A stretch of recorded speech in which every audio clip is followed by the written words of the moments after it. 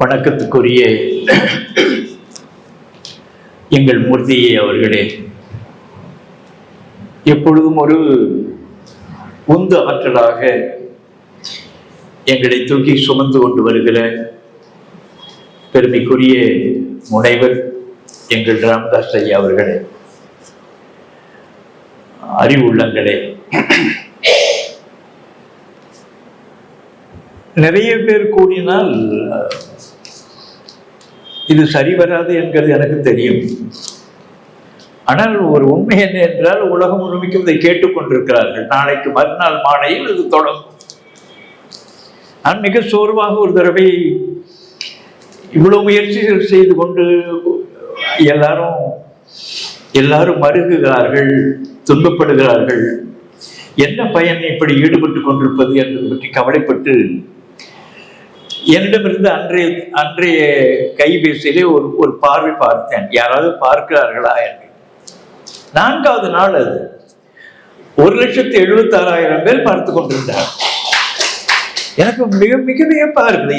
இங்க வந்து கூட்டம் இல்லை, அது அந்த வருத்தம்லாம் இல்லை. தமிழர்களை பற்றி எனக்கு மிக ஆழமாக தெரிஞ்சுத்திறனர்.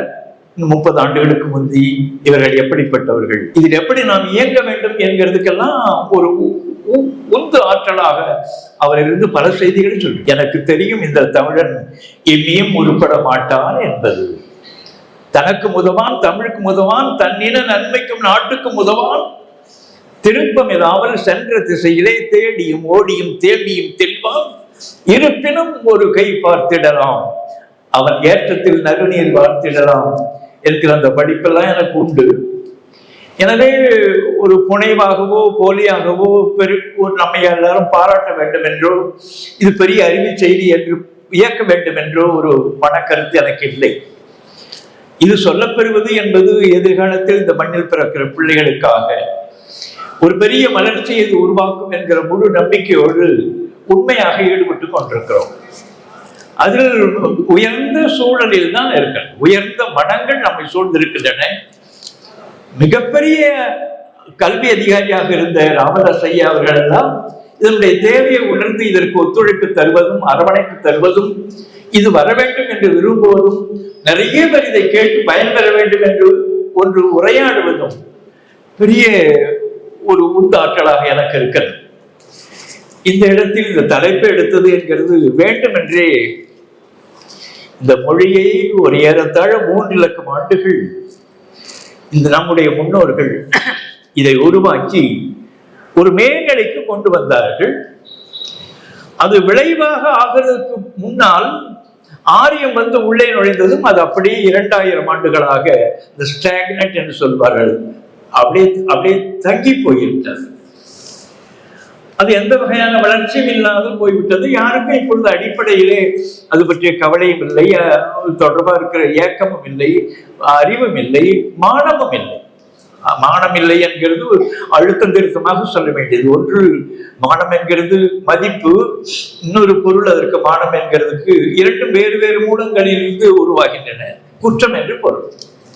குற்றப்பட்டு போயிருக்கிறது இந்த இனம் என்கிறதை கொதித்துத்தான் 2000 ஆண்டுகளுக்கு முந்தி திருவள்ளுவர் ஒரு உயர்ந்த பழைய குமுகத்தை உருவாக்க வேண்டும் என்பதற்காக அவர் அரும்பாடுபட்டு இதை உருவாக்கி இருக்கிறார். அதில் இவர்கள் என்னென்னவெல்லாம் தெரிந்து கொள்ள வேண்டும், இந்த இனம் எப்படியெல்லாம் அவற்றை உருவாக்க வேண்டும், ஒரு அறஞ்சான்ற ஒரு பெரிய தமிழ் உலகத்தை உருவாக்குவதற்கு அவர் செய்திருக்கிற கட்டுமானம் தான் இப்பொழுது வேலை செய்ய தொடங்கிவிட்டது. 100கணக்கான மொழிபெயர்ப்புகள், பல்லாயிரக்கணக்கான ஆய்வுகள்.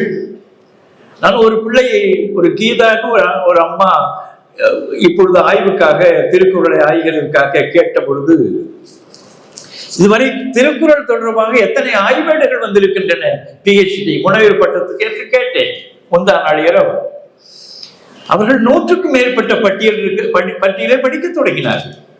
திருக்குறள் பற்றியே முனைவர் பட்டம் பெற்றவர்கள் 100க்கும் மேற்பட்டவர்கள். பல்லாயிரக்கணக்கான பல்லாயிரக்கணக்கான ஆய்வேடுகள் உலகம் முழுமைக்கு வந்து கொண்டிருக்கின்றன. இப்பொழுதுதான் நடுவர் அரசு திரும்பி பார்க்கிறது. அதில் ஒரு பயனும் இல்லை. அவர்கள் இந்த தமிழகத்தினுடைய எந்த முன்னேற்றத்தையும் விரும்பாதவர்கள். தமிழை அழிக்க வேண்டும் என்கிறதுக்கான ஒரு பெருங்கூட்டம் தான் இந்த நாட்டை ஆளுகிறது.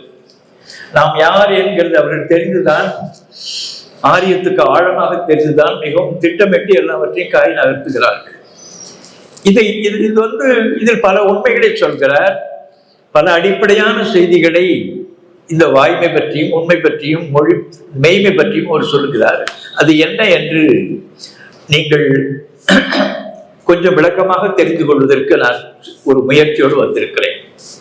கொஞ்சம் இது அத்தனையும் இதை கேட்பது என்பதற்கு ஒரு பெரிய பொறுமை வேண்டும். நான் கூட ஒரு ஆய்வாளன், தமிழியல் தொடர்பாக ஆய்வாளனுக்கு இருக்கிற பண்பு நலன்கள் என்ன என்றால், அவன் ஒரு எருமை போல் இயங்க வேண்டும். எருமை போல்னா அவ்வளவு பொறுமையாக இயங்க வேண்டும். ஒரு நகைச்சுவை இதில் கூட, என்ன நடுத்தெருவிலே நடந்து கொண்டு போய் கொண்டிருக்கிறார்கள் என்று ஒருவன் கேட்கிறான். அவனையும் விடை சொல்கிறான், எருமை பால் தேநீர் குடிக்கிறது காரணமாக இருக்குமோ? எனவே எல்லாருடைய இயக்கமும் மந்தமாக இருக்கிறது, அறிவு நிலைகளில் மிக மோசம், அருவருப்பாக இருக்கிறது. இதிலே இந்த தலைப்பின் கீழே அவர் சொல்ற நுட்பமான பல செய்திகளை பற்றி நாம் உங்களுக்கு முன்னால் நான் வைக்க இருக்கிறேன். இது உலகத்துக்கு தந்த கொடை பற்றியும் நீங்கள் கருதியாக வேண்டும்.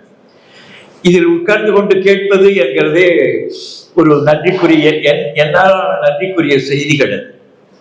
நான் மிகவும் வணங்கி உங்களை எல்லாம் வணங்கி கேட்டுக்கொள்வது, இதில் எந்த வகையான புனைவுகள் தொடர்பாக இருக்கிற பூசணைகள், வேறு வகையான ஏற்ற இறக்கங்கள் இல்லாமல் நடுநிலையான போக்கோடு இந்த செய்திகள் உள்ளே போய்கொண்டிருக்கும். கொஞ்சம் ஆழமாக நீங்கள் உள்வாங்க வேண்டும் என்று பணிவன்போடு கேட்டுக்கொள்கிறேன். வாய்மை, மெய்மை, உண்மை ஆகியனை பற்றி பேசுவதற்கு முன்பு பொய் பேசுதல் தேவையாக உள்ளது. பொய் பேசுதல் என்பது இங்கு பொய்யாக பேசுதல் இல்லை, பொய்யாக பேசுதல் என்கிறது இல்லை. ஆங்கிலத்தில் டு லை என்று சொல்வார்கள், அட்டர் ஃபால்ஸ்ஹுட் என்று சொல்வார்கள். இந்த பொய் பேசுதல் இல்லை. பொய் பேசாதே என்பதனை பொய்யற்க என்று திருவள்ளுவர் சொல்வார். கொஞ்சம் ஆழமாக நீங்கள் உள்வாங்கிக் கொள்ளுங்கள். பொய்யற்க என்று சொல்வார், பயன்படுத்துவார். தன் நெஞ்சறிவது பொய்யற்க, பொய்த்தபின் தன் நெஞ்சே தன்னை சுடும்.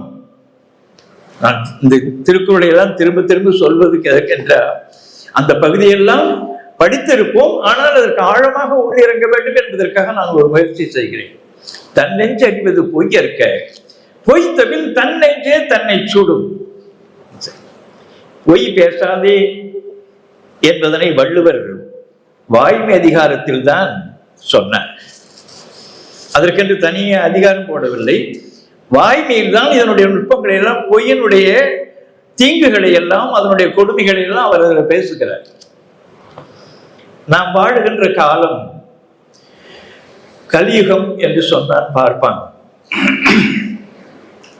கலி என்பது அரவம், அரவம் என்ற ஒலி. பாம்பை கூட அரவம் என்கிறது, அரவு என்று சொல்லப்படுவது. அந்த நல்ல பாம்பு மட்டும் ஒலி போடும். அந்த பேழையை திறந்தவுடன் அது மூச்சு விடுகிற ஒளி இருக்கிறதே, அதற்காகத்தான் அதுக்கு அரவம்னே பேர். நாம நல்லரா என்று குறுந்தொகையில சொல்லப்படும். நல்லரா என்பது நல்ல பாம்பு, நன்மை தரக்கூடிய பாம்பு இல்லை. பாம்புன்னா முழு இலக்கணத்தோடு இருக்கிற பாம்பு அந்த நல்ல அரா. அரவம் என்கிறது ஒளி. கம்பளை சும்மை கலியே அழுங்கள் என்று நான்கும் அரவம் பொருள என்று தொல்காப்பியன் சொல்கிறான். உரியியல் தொல்காப்பியத்திலே அரவம் என்கிறது, அரவம், கம்பளை, சும்மை, கலி என்பது. கலி என்கிறது ஆரவாரம். இது ஆரவாரமான காலம் என்கிறதை எண்ணிக்கொண்டுதான் பார்ப்பான் இங்கு பல செய்திகளை தெரிந்து கொண்டு, கலி என்ற ஆரவாரம், நிறைய பொய்யும் புனைவும் இருக்கிற பகுதி இது. கலியுகம் என்பதே கலியுகம் என்று சொன்னது, நீங்க அந்த பொருளை பார்க்க வேண்டும் என்றால் இது யுகம், ஊழி. இந்த ஊழி ரொம்ப ஆரவாரமான ஊழி என்கிறதுக்காக கலியுகம் என்று சொன்னார்கள். இதற்கு முன்னால் கிருதயுகம், திரேதயுகம் என்று நான்கு யுகங்களை பற்றி பார்ப்பான் தன் புராணங்களை புடி வைத்தான். இந்த கலியுகத்தை நச்சினார்க்கினியன் உரை எழுதுகிற பொழுது கலி ஊழி என்று எழுதுகிறான். நம்மை எல்லாம் கவர்வதற்கு பார்ப்பான், பல வகையான வேடங்கள் எடுப்பான். அதில் நம்மவன் போலவே இயங்குவான், நம்மினும் மேலாக இயங்குவான். சரி, இந்த கலியுகத்தை கலி ஊழின்னு அவன் சொன்னதுக்கு பிறகு அந்த இது தொடர்பா கலியுகம் என்பதை பொய்யுகம் என்கிற ஒரு சொல் அகராதியில் போட்டிருக்கிறார். அகராதியை தொகுக்கிறது என்கிறதுக்கான அடிப்படை அறிவே இல்லாமல் ஒரு 10 அகராதியை செய்து கொண்டால் என்னென்ன கோணங்களில் செய்ய முடியுமோ அப்படியெல்லாம் செய்து தமிழ்நாட்டை கெடுக்கிற ஒரு பெரிய கூட்டம் இந்த லிஃப்கோ என்கிற போல் இருக்கிற அந்த நிறுவனங்களே இது வேண்டுமென்றே செய்கிறார்கள். இதுல ஒன்று சொன்ன, இது ஒரு பல்கலைக்கழகத்தில் வந்திருக்கிற நூல். இது 7வது தொகுதி, தமிழ் அகராதியிலே 7வது அகதி. உங்களுக்கு சொன்னால் வியப்பாக இருக்கும். கே என்கிறதுல இருந்து எந்த சொல்ல இதுல முடிகிறதுன்னா மொம்மான்னு போட்டிருக்கான். மொம்மான்னு ஒரு சொல் என்ன தெரியுமா? உங்கள் அம்மா என்கிறது மொம்மா என்று கொச்சியாக இழிவாக பேசுகிற சொல். இப்படி மொம்மான்னு போடலாமான்னு கூட ஒரு முண்டங்களுக்கு, அகராதிகள் முண்டங்களுக்கு தெரிவதில்லை. அதாவது எதுக்கு சொல்றேன், இது ஒரு பெரிய பல்கலைக்கழகம் வெளியிடுகிற நூல். மொம்மா சொல்லை பற்றி அதெல்லாம் ஆராய்ச்சி பண்ணி இருக்கிறார்கள். சரி, இது கிடக்கட்டும். அப்படிப்பட்ட காலத்திலே இந்த கலியுழிக்கு பொய்யுகம் என்று போட்டிருக்கிறார். இந்த பொய்யுகம் என்று போட்டவன் வையாபுரி பிள்ளை. அது தொடர்பா இருக்கிற கூட்டம். இந்த பொய்யுகம் என்கிறது 4ஆம் பொய்யுகம் என்று திருவிளையாடல் புராணத்திலே வருகிற ஒரு ரசவாத படலம் என்கிற பகுதியிலே வருகிற 30ஆம் பாட்டிலே வருகிற கலியுகம் என்கிறது பொய்யுகம். என்னன்னா பொய் சொல்லுகிற யுகம், பொய்யாக இயங்குகிற உலகம் இது. இந்த யுகம், இந்த ஊழி என்கிறதுக்காக அது பொய்யுகம் என்று சொன்னார்கள். சரி, திருவள்ளுவர் மாலையிலே ஒரு வரி வரும். திருவள்ளுவர் மாலை என்பது கொடியவர்கள் எல்லாம், இந்த மண்ணுக்கு எதிரானவர்கள் எல்லாம் கூடிக்கொண்டு ஏறத்தாழ ஒரு 55 பாடல்களை அதில் எழுதியிருக்கிறார்கள். கொடுமை என்னென்னவெல்லாம் பொய் சொல்ல முடியுமோ அதெல்லாம் சொல்லி திருவள்ளுவரை பற்றி ஒரு மாயையை ஒரு உள்குத்தலாக, உள்குசும்பாக, தஞ்சாவூர் பக்கத்திலே குசும்பு என்று சொல்வார்கள். என்னென்ன செய்ய வேண்டுமோ அதெல்லாம் திருவள்ளுவர் மாலை என்கிற பகுதியிலே அவருடைய பேரெல்லாம் கற்பனையே பண்ண முடியாத பெயர்களெல்லாம் விட்டிருக்கிறாங்க. சரி, இது கிடக்கட்டும். அதுல ஒரு பாட்டு திருவள்ளுவர் மாலையில, இதெல்லாம் நீங்க பார்ப்பதற்கு முன்பு நேரம் இல்லை. திருவள்ளுவர் மாலையில வெள்ளி வீதியார் என்கிற, வெள்ளி வீதியார் யாருன்னு அதற்கென்று ஒரு கருத்தரங்கிலே ஒரு 1.5-2 மணி நேரம் நான் உரையாற்றினேன். வெள்ளி வீதியார் யார்?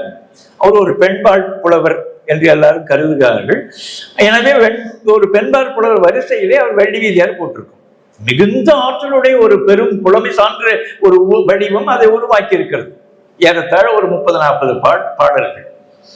அதெல்லாம் பெண்ணியம் அந்த காலத்தில் தொடக்கத்தில் எப்படி எல்லாரும் பெண்களுக்கான விழிப்பை உண்டாக்க வேண்டும் என்பதற்காக அரும்பாடுபட்டு எழுதின மிக நுட்பமான, மிக அறிவார்ந்த ஒரு ஞான நூல் அது, அந்த அவருடைய தொகுதி.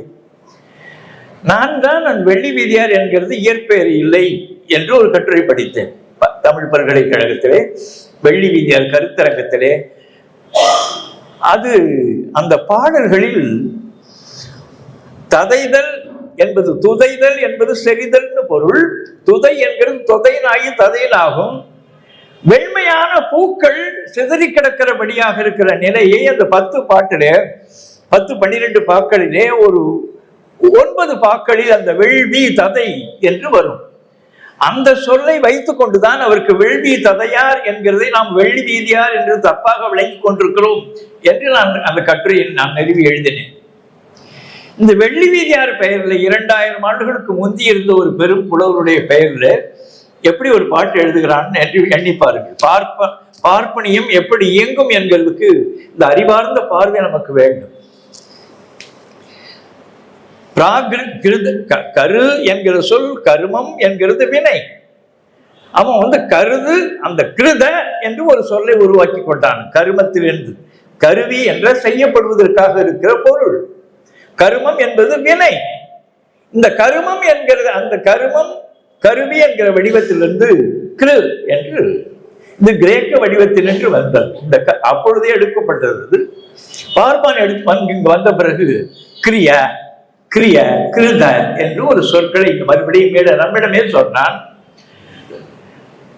முதல்ல அவன் வசதியாக என்ன செய்தான், பல்வேறு வகையான இந்திய மொழிகளை எல்லாம் ஒன்றிணைத்து, இந்தி என்கிறது 80 மொழிகளுடைய கூட்டு. இது மோடிக்கும் தெரியாது, எந்த கோடிக்கும் தெரியாது. 80 மொழிகளுடைய அந்த கூட்டை ஏன் அதை சூழ்ச்சியா உருவாக்கினான் என்ற அதற்கு அடுத்த படிநிலைகளிலே சமஸ்கிருதத்தை கொண்டு வருவதற்கான ஒரு முதல் சூழ்ச்சி.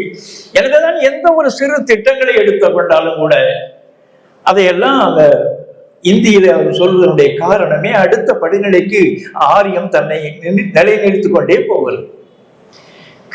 உடனே இங்க வந்து என்ன செய்தான் பார்ப்பான், ஒரு 70-80 மொழிகளை எடுத்துக்கொண்டு எல்லா மொழிகளையும் பிணைத்து பிணைத்து பிணைத்து இந்த உருது போல, உருது என்கிறது பாசறையை குறிக்கிற ஒரு சிறப்பு சொல் பாரசீக மொழியிலே. இங்க வந்து இங்க முகலாய படையெடுப்பின் பொழுது அந்த அந்த பாசறையில பேசப்பட்ட கலப்பு மொழி இருக்கிறது, அதுக்கு உருதுன்னு பேர். அந்த உருது போல இந்த ஒரு மொழியை இந்தியை உருவாக்கினார்கள். அதனால திட்டமிட்டு தான் படிப்படியா கவனம் செலுத்தி கொண்டு தமிழகத்தை கூர்ந்து கவனித்துக் கொண்டு அவர்கள் திட்டமிட்டு செயலாற்றி கொண்டிருக்கிறார்கள். இதுல இந்த மொழிக்கு கிருத என்பது செய்யப்பட்டதுன்னு பொருள். பிராகிருத என்ற முந்தி ஒரு மொழியை செய்து கொண்டான் பார்ப்பான். அதுக்கு பிராகிருதம் என்று பேர். இந்த கல்வெட்டுல அதுல ஆய்வு பண்ணுகிறவர்கள் பிராகிருதம் என்கிறது ஏதோ ஒரு மதிப்புக்குரியது போல கருதி கொண்டிருக்கிற ஒரு அறியாமை போக்கு இருக்கிறது. பிராகிருதம் என்பது முந்தி செய்யப்பட்டது. அந்த கட்டுமானத்தை முடித்த பிறகு மறுபடி பார்ப்பான், சும்மா இல்லை, சம்ஸ்கிருத என்று என்ற கலப்பு என்று பொருள். சம்பந்தி என்ற கலப்புக்காக இருக்கிற உறவினன் பொருள், நல்ல உறவினன் பொருள். இந்த சம் என்கிறது சேர்க்கைன்னு பொருள். இந்த சமம் என்கிறது சேர்க்கை, இதுவும் அதுவும் இணையானதுன்னு பொருள். சம் என்கிற அந்த வடிவத்தினர்தான் சம்ஸ்கிருத என்ற நன்றாக செய்யப்பட்டதுன்னு அவன் பொருள் சொன்னான். நன்றாக செய்யப்பட்டது என்கிறது அவனை இன்றைக்கும் ஒத்துக்கொள்கிறான். அது செய்யப்பட்ட மொழி, அது உருவான மொழி இல்லை. ஒரு மொழி என்கிறதுக்கான ஒரு அடிப்படையே அதுல இல்லை, ஒன்றும் இல்லை. அந்த செத்த படத்தை தூக்கி கொண்டு எல்லாம் அந்த நாடு முழுமைக்கு இருக்கிற பார்ப்பான்கள் அடைந்து கொண்டிருக்கிறார்கள். இந்த சம்ஸ்கிருத என்கிறதை செய்யப்பட்டது என்கிறது எல்லாரும் தெரிந்து கொண்டார்கள் என்கிறதுக்காக இந்த வெள்ளி வீதியார் பேர்ல பாப்பான் எழுதுறான். வெள்ளி வீதியார் பாடினார்கள் திருவள்ளுவமலையிலே, செய்யா மொழிக்கும், அது செய்யப்பட்டதில்லை, செய்யாத மொழி, இயற்கையாகவே தோன்றின மொழி என்று ஒரு கருத்தை வலியுறுத்துகிறோம். செய்யா மொழிக்கும் திருவள்ளுவர் மொழிந்த பொய்யா மொழிக்கும் பொருள் ஒன்றே, ரெண்டும் ஒன்று. சமஸ்கிருதமும் ஒன்று, அது சொல்லுகிற வேதங்கள் சொல்லப்படுகிற செய்திகளும் ஒன்று, இந்த திருவள்ளுவர் சொல்கிறதும் ஒன்று. செய்யா மொழிக்கும் திருவள்ளுவர் மொழிந்த பொய்யா மொழிக்கும் பொருள் ஒன்றே. செய்யா அதற்குரியர், செய்யாத அந்த மொழி இருக்குது, இயற்கையாக தோன்றின மொழி, அதற்குரியர் அந்தனரே, பார்ப்பனர்கள் தான் அந்த மொழிக்கு உரியவர்கள்.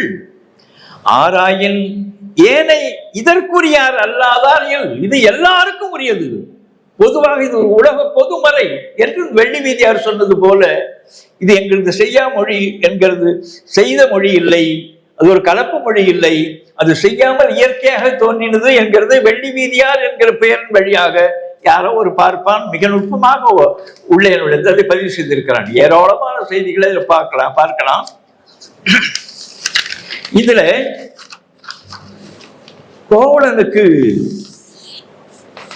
கோவலனுக்கு மாதை வழியாக பிறந்த மகள், நீங்க மறுபடியும் எல்லாவற்றையும் நினைவு கொள்ள வேண்டும். கோவலனுக்கு மாதை வழியாக பிறந்த மகள் மணிமேகலை. மணிமேகலைன்னா கலை என்பது உடை, மேகலை என்ற உடையினுடைய மேல அதற்கு மேல மணியை கோத்த ஆரத்தி போட்டுவதனாலே அதுக்கு மணிமேகலைன்னு பொருள். உடையை கூட எப்படி போட வேண்டும், அணிகலன்களை கூட எப்படி அணிய வேண்டும் பெண் என்கிறதுக்கு இலக்கணம் படைத்த நாடு நம்முடைய நாடு. மணிமேகலை என்ற அந்த வயிற்றுக்கு மேல உடைக்கு மேல அந்த அந்த அந்த அணிகலன் தொங்கும். அதுதான் மணிமேகலை. இந்த மணிமேகலை துறவு என்கிற பெயர்ல ஒரு புத்த மத நூல், புத்த கருத்துக்களை தாங்கின நூல். அதை ஒரு வணிகர், தவசம் இருக்கிறவர், தவசம் என்றால் தானியம், தானியம் இருக்கிற ஒரு வணிகர் சீத்தலை என்கிற ஊர்ல இருந்து, அவர் பேர் சாத்தன், அவர் எழுதின அந்த நூல் மணிமேகலை துறவு என்பது. மணிமேகலை என்று சுருக்கமாக நாம் சொல்லிக் கொண்டிருக்கிறோம். இந்த மணிமேகலை நீங்க மாதவி என்ற நீங்கள் ஏதோ பொதுவாக ஏதோ அதை பற்றி ஒரு இழிவான ஒரு பார்வையை தமிழ் உலகத்திலேயே புலவர்களுக்குள்ளே இருக்கிறது. மாதவி ஒரு கற்பு கரசி, மாதவி ஒரு கற்பு கரசி, கண்ணகிக்கு நிகரானவள் அவள். அந்த தூய்மையெல்லாம் நாம் விளங்கிக் கொள்ள வேண்டும். பல பேர் மாதவி என்று இருக்க அந்த பெயர் வைத்திருக்கிறவர்கள் கொஞ்சம் வெட்கப்படுகிறபடியே அவள் ஒரு தாசி வகுப்பிலே பிறந்தவள் என்கிறபடியே பேசி இழிவு பண்ணுகிற செய்திகள் எல்லாம் உண்டு. மாதவி கண்ணகிக்கு இணையானவள். சரி, இதுல அவன் 1800 ஆண்டுகளுக்கு முந்தி சீத்தலை சாத்தனார் திருவள்ளுவரை பற்றி பேசுகிற பொழுது, பெய்யன பெய்யும் பெருமழை என்று பொய்யில் புலவன் பொருளுரை தேராய். எல்லாரும் அந்த 2000 ஆண்டுகளுக்கு 2056 ஆண்டுகளுக்கு முன்னே தோன்றின அவர் எழுதி வைத்த பிறகு இங்க புலவன் என்றிருந்த எல்லாருமே படித்த நூல் திருக்குறள் 2000 ஆண்டுகளுக்கு முந்தி. ஆனால் ஒரு சரோஜா தேவி புத்தகம் போல எல்லாருமே மறைவில் படித்தார்கள். அது அவர் எழுதினவர் யார் என்று தெரியவில்லை, எழுதினதனுடைய பெயர் இல்லை. அந்த பெயர் நாம் திருக்குறள் என்று சொல்லுகிறோம். அவர் எழுதினவர் திருவள்ளுவர், இரண்டுமே ஒன்றும் இல்லை. அவர் புத்தகத்துக்கு பெயரே வைக்கவில்லை. அதை பார்த்து விட்டு அது குறளுடைய அமைப்பிலே இருக்கிறது என்பதனால குறள் என்று சொன்னார்கள். திரு என்கிற ஒரு அடையை போட்டு அதனுடைய புனிதம், அது தொடர்பாக இருக்கிற தூய்த நிலையை பற்றி திரு என்ற அடையை போட்டார்கள். வள்ளுவர் என்கிறது அவருடைய பெயர் என்கிறதுக்கு எந்த வகையான சான்றும் இல்லை. ஏனென்றால் 1800 ஆண்டுகளுக்கு முந்தி இந்த நூலை எழுதின அந்த தொடர்பா மணிமேகலை துறவு எழுதின சீத்தலை சாத்தனாருக்கு யார் எழுதினு தெரியவில்லை. முழு நூலையும் அவர் படித்தவர். அதனால்தான் சொல்கிறார், பெய்யன பெய்யும் பெருமழை என்று பொய்யில் புலவன். அவருக்கு என்ன சொல்றதுன்னு தெரியல, பொய்யில்லாத புலவன். இது அந்த காலத்தில் நிலவிய கருத்து. ஆசிரியார்னா எந்த பொய்யும் சொல்ல தெரியாத ஆள், ஒரு பெரிய பேரறிஞன் என்கிறது. பொய்யில் புலவன். திருக்குறள்னு பேரு தெரியல, பொருளுரை சொல்கிறார், பொருளுரை தேராய். சரி, இந்த திருக்குறள் அதனுடைய பெயர் நூறு பெயரும் இல்லை, அவனுடைய ஆள் பெயரும் இல்லை, யார் எழுதினது என்று தெரியவில்லை. அறம் என்ற சொல்லை கொண்டு இந்த நூல் சுட்டப்பட்டிருக்கிறது. அறம் என்கிற பெயரால் அறம் பாடிற்றே ஆயழை கனவ என்று புறநானூற்றிலே வருகிறது. சரி, இது கிடக்கட்டும். இதுல அறம் என்கிறது பற்றி, அறம்னா இது என்று ஒரு 40-50 கருத்துக்களை இவர் சொல்கிறார். அதெல்லாம் கொஞ்சம் ஆழமா உட்கார்ந்து கொண்டு நம் பிள்ளைகள் படிக்க வேண்டும், நாமும் பார்க்க வேண்டும். அறம்னா எது எது சொல்லிட்டு இதில் தலையாயது, இந்த அறங்கள் என்கிறவற்றிலே தலையாயது பொய்யாமை, பொய் சொல்லாம இருக்கணும் அப்படின்றதுதான் தலையாய அறம் என்று சொல்றார். அறம் என்ற எல்லாரும் குழம்பிக் கொண்டிருந்த காலத்தில் ஒண்ணும் இல்லாது மனத்துக்கண் மாசிலனாதல் அனைத்து அரண். மனத்துல தூய்மையாக இருக்கிறது மட்டும்தான் அறம். அறம் என்றால் இன்னமும் தர்மம் செய்யறது போறது அதெல்லாம் நினைக்க வேண்டாம், மன தூய்மை சொல்றார். இதில் இந்த பொய்யாமையை அவர் தலைமையா சொல்றதுக்கு அந்த பாட்டினுடைய அமைப்புல தெரியுது. அவர் என்னவா கருதினார், பொய் சொல்லக்கூடாது என்கிறது. அது அவர் அவர் அவர் அந்த பொய் என்கிறதே ஒரு வினை சொல்ல பயன்படுத்துகிறார். பொய்த்தல் என்பது பொய் கூறுதல், பொய்யாமை பொய் கூறாமை, பொய்த்தபின் என்ற பொய் கூறிய பிறகு. பொய் என்பதே ஒரு வினை சொல்லாக கையாளுகிற அழகை நாம் எண்ணி பார்க்க வேண்டும். சரி, இதுக்கிடையில ஒரு செய்திக்கு நான் வர்றேன். ஒரு பயல் கொடியவனை பார்த்து ஒரு பெரியவர் கேட்டாராம், நீ குடிக்கிறது உண்டா? ஓம் என்று சொல்வது ஏற்றுக்கொள்வது. 2 தடவை சொன்னா ஓம் ஓம் என்று 2 தடவை சொன்னா இல்லைன்னு பொருள். நோ என்பது இல்லைன்னு பொருள். நோ நோ அப்படின்னா ஆமான்னு பொருள், ஏஸ்ன்னு பொருள் அந்த ரெண்டு நோவுக்கு. அதுபோல ஊ ஊ இன்னும் ரெண்டு தடவை சொன்னா ஊஹோ அப்படின்னா இல்லைன்னு பொருள். ஊ சொல்றேன் மாமா, உக்கு சொல்றேன் மாமா. ஊக்கோன்றது ரெண்டு தடவை சொல்றது. ஊ சொல்றியா மாமா, உக்க சொல்றியா மாமா. ரொம்ப அறிவாளிகள் இதையெல்லாம் பயன்படுத்துகிறார்கள். நீ குடிக்கிறது இல்லையா, குடிச்சிருக்கிறியா? நான் பார்த்ததே இல்லை. சரி, ஏதாவது கடன் வாங்கி இருக்க பழக்கம் உண்டா உனக்கு? கடன் வாங்குறதுன்னு அதெல்லாம் கிடையாது, நான் கேட்டதே கூட இல்லை. எங்கேயாவது திருடி இருக்கிறியா? இந்த பெரியவர் கேட்டார். திருட்டா? அதெல்லாம் நினைக்கவே முடியாது. வேற ஒருத்தவங்களுடைய பொருளை எப்படிங்க நான் தொடுவேன்? ஏதாவது போதை, போதை என்கிறது, போதா என்கிறது உருது சொல், இது பாரசீகத்திலிருந்து வந்தது. அது ஒரு மயக்க பொருள். இதுல கஞ்சா ஏதாவது அடிப்பியா? அதெல்லாம் நான் பார்த்ததே இல்லை, கேள்விப்பட்டது கூட இல்லை. சொல்ல தொடங்கிட்டேன். சரி, யாரையாவது ஏமாற்றி இருக்கீங்களா? அதெல்லாம் என்னுடைய உயிர் அணுவிலே இல்லைங்க, குருதியில இல்லை சொல்லுது. சரி, புறஞ்சொல்ற பழக்கம் உண்டா? அப்படின்னு சொல்லிட்டான். இந்த பொம்பளை, இந்த விளைமகளிர்னு சொல்றாங்களே, பொதுவா இருக்கிற பெண்கள், அவர்கள்லாம் யாராவது தொடர்பு உண்டா உனக்கு எப்பொழுதாவது? என்ன அப்படி எப்படி என்ன பார்த்து கேட்கறீங்க? அவனுக்கு கோவம் வருது. அப்புறம் என்னதான் அப்படின்ன பிறகு அவனே சொல்லியிருக்கிறான், கொஞ்சம் பொய் சொல்லுவாங்க, கொஞ்சம் பொய் புழுவுவேன். அப்படின்னா என்ன பொருள்? இத்தனையும் புழுயலான்னு பொருள். இது இது இதுல எல்லாரும் எல்லா நிலைகளும் இதுக்குள்ள அடக்கம். அப்படித்தான் எல்லாருமே இருக்கிறார்கள். வள்ளுவர் பேசுகிறார், பொய்யாமை பொய்யாமை ஆற்றின் அறம் பெற செய்யாமை செய்யாமை நன்று. பொய்யாமை பொய்யாமை என்ற பொய்யாமை பொய்க்காது, அந்த பொய்யாமை பொய் சொல்லாது இரு, அது போதும். வேறு எந்த அறத்தையும் நீ பிடுங்க வேண்டாம், எதையும் கிழிக்க வேண்டாம், எந்த ஒரு ஆணையும் பிடுங்க வேண்டாம், பொய் சொல்லாத இருங்கடா. இந்த அறிவுரை நினைத்து பாருங்கள். பொய்யாமை பொய்யாமை ஆற்றின் அறம் பெற செய்யாமை செய்யாமை நன்று என்று வாய்மையில் இதை பதிவு செய்கிற அழகை நாம் எண்ணி பார்க்க வேண்டும். இதுல பொய்ன்னு ஒரு சொல் உண்டு. நாம் பொய்க்காக நான் வர்றேன். பூனா ஈயன்னா பொய். பொய் என்றால் துளைன்னு பொருள், துளையிடுன்னு பொருள். திருமண அழைப்புதழியில் தமிழில் ஆவிடில் அதை பொய் பொய் பொய்ன்னு சொன்னான் பாவேந்தன், புதுச்சேரியினுடைய தமிழாசிரியர். தமிழ் திருமண அழைப்புதழில தமிழ் இல்லைன்னா அதை கிழிச்சு தள்ளு, தொலைப்படுத்து, கிழி என்று சொன்னது ஒரு தமிழாசிரியர். பொய் என்கிறதுக்காக நான் சொல்றேன். இந்த பொய் என்கிற சொல்லத்தான் பின்னு சொல்றோம், பிக்கிறது. இப்படி உரிக்க வேண்டிய ஒரு பழத்தை கொடுத்தால் அந்த பழத்தை உரிப்பதற்காக அதை பியே அப்படின்னா அது என்ன சொல்லிட்டான் கடைசியில? அது பீத்தோல்னு சொன்னான். நம்ம ஆள் முண்டங்கள் பீத்தோல் சாப்பிடுற பொருள் தானே, அது என்னன்னு தெரியாமலே அது பீத்தோல், பீக்கிறதான தோல். பொய் தொலை. இது பற்றி ஒரு ஆய்வுல இன்றைக்கு ஒரு 40 ஆண்டுகளுக்கு 30 ஆண்டுகளுக்கு முந்தி நான் பல்கலைக்கழகத்தில் ஒரு 3 நாளை செலவழிக்க வேண்டியிருந்தது. இந்த மழை தொடர்பாக இருக்கிற எண்ணங்கள் வந்த காலம் அது.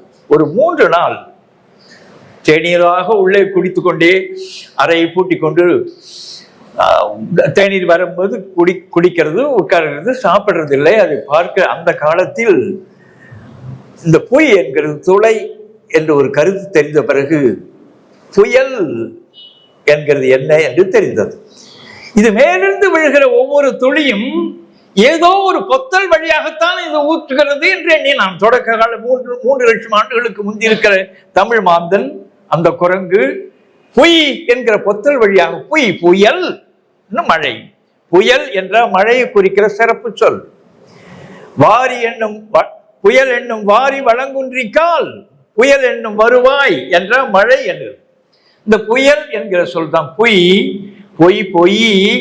பொழி பொழிதல் என்கிறது துளை வழியாக ஒழுகுதல்னு பொருள். பொய் என்ன பொத்தல், இது எவ்வளவு பெரிய நம்முடைய சிறப்பு மொழின்னா, நீங்கள் ஏதோ சொல்லுகிறீர்கள், ஆனால் உள்ள ஹோல், உள்ள தொலை, உள்ள ஒண்ணு இல்ல அன்றதுக்கு பொய் சொன்னானே, எவ்வளவு பெரிய இயற்கை அறிவு என்று எண்ணி பாருங்கள். பொய் உள்ள இருக்குது, உண்மை சொன்னதில் இருக்கிற அழகை எண்ணி பாருங்கள். பொய் பொய் பொசி மயிர் மசுர் உயிர் உசுர் சொல்றது போல பொய் பொசி என்ற தட் இஸ் எக்ஸுடேஷன். அது ஊசிங் சொல்லுவாங்க ஆங்கிலத்தில். ஊசிங் OOZING ஊசிங் என்ற கசியறது. இந்த பொய் பொசி என்கிற வடிவம் பொசிதல். நெல்லு கிடைத்த நீர் வாய்க்கால் வழியோடி புல்லுக்கு வாங்கிய பொசியுமாம், தொல்லுடைகள் நல்லார் ஒருவர் உளரேல் அவர் பொருட்டு இங்கு எல்லாருக்கும் பெய்யும் மழை இருக்கிற பாட்டுல பொசிதல் என்கிறது கசிதல், எக்ஸுடேஷன். இது பொத்தல் வழியாக ஒழுகுறது என்கிறது. இதுக்கெல்லாம் நிறைய முன் கட்டுரைகளை நான் எழுதியிருக்கிறேன். இந்த பொய்க்காக மட்டும் நான் சொல்றேன். உள்ள தொலை போல் இந்த பொய்க்கு துளை, பொந்து, மரப்பொந்து, உள்ளீடற்ற போலி செய்தி, இப்படி பல வகையான சொற்கள்ல இந்த பொய் என்கிற சொல் போகிறது. பொய், பொய்து, பொது, பொதும்பு, பொதும்பர் ஒரு சொல் நீங்கள் கேள்விப்பட்டிருக்கிறீர்களா? பொதும்பர்,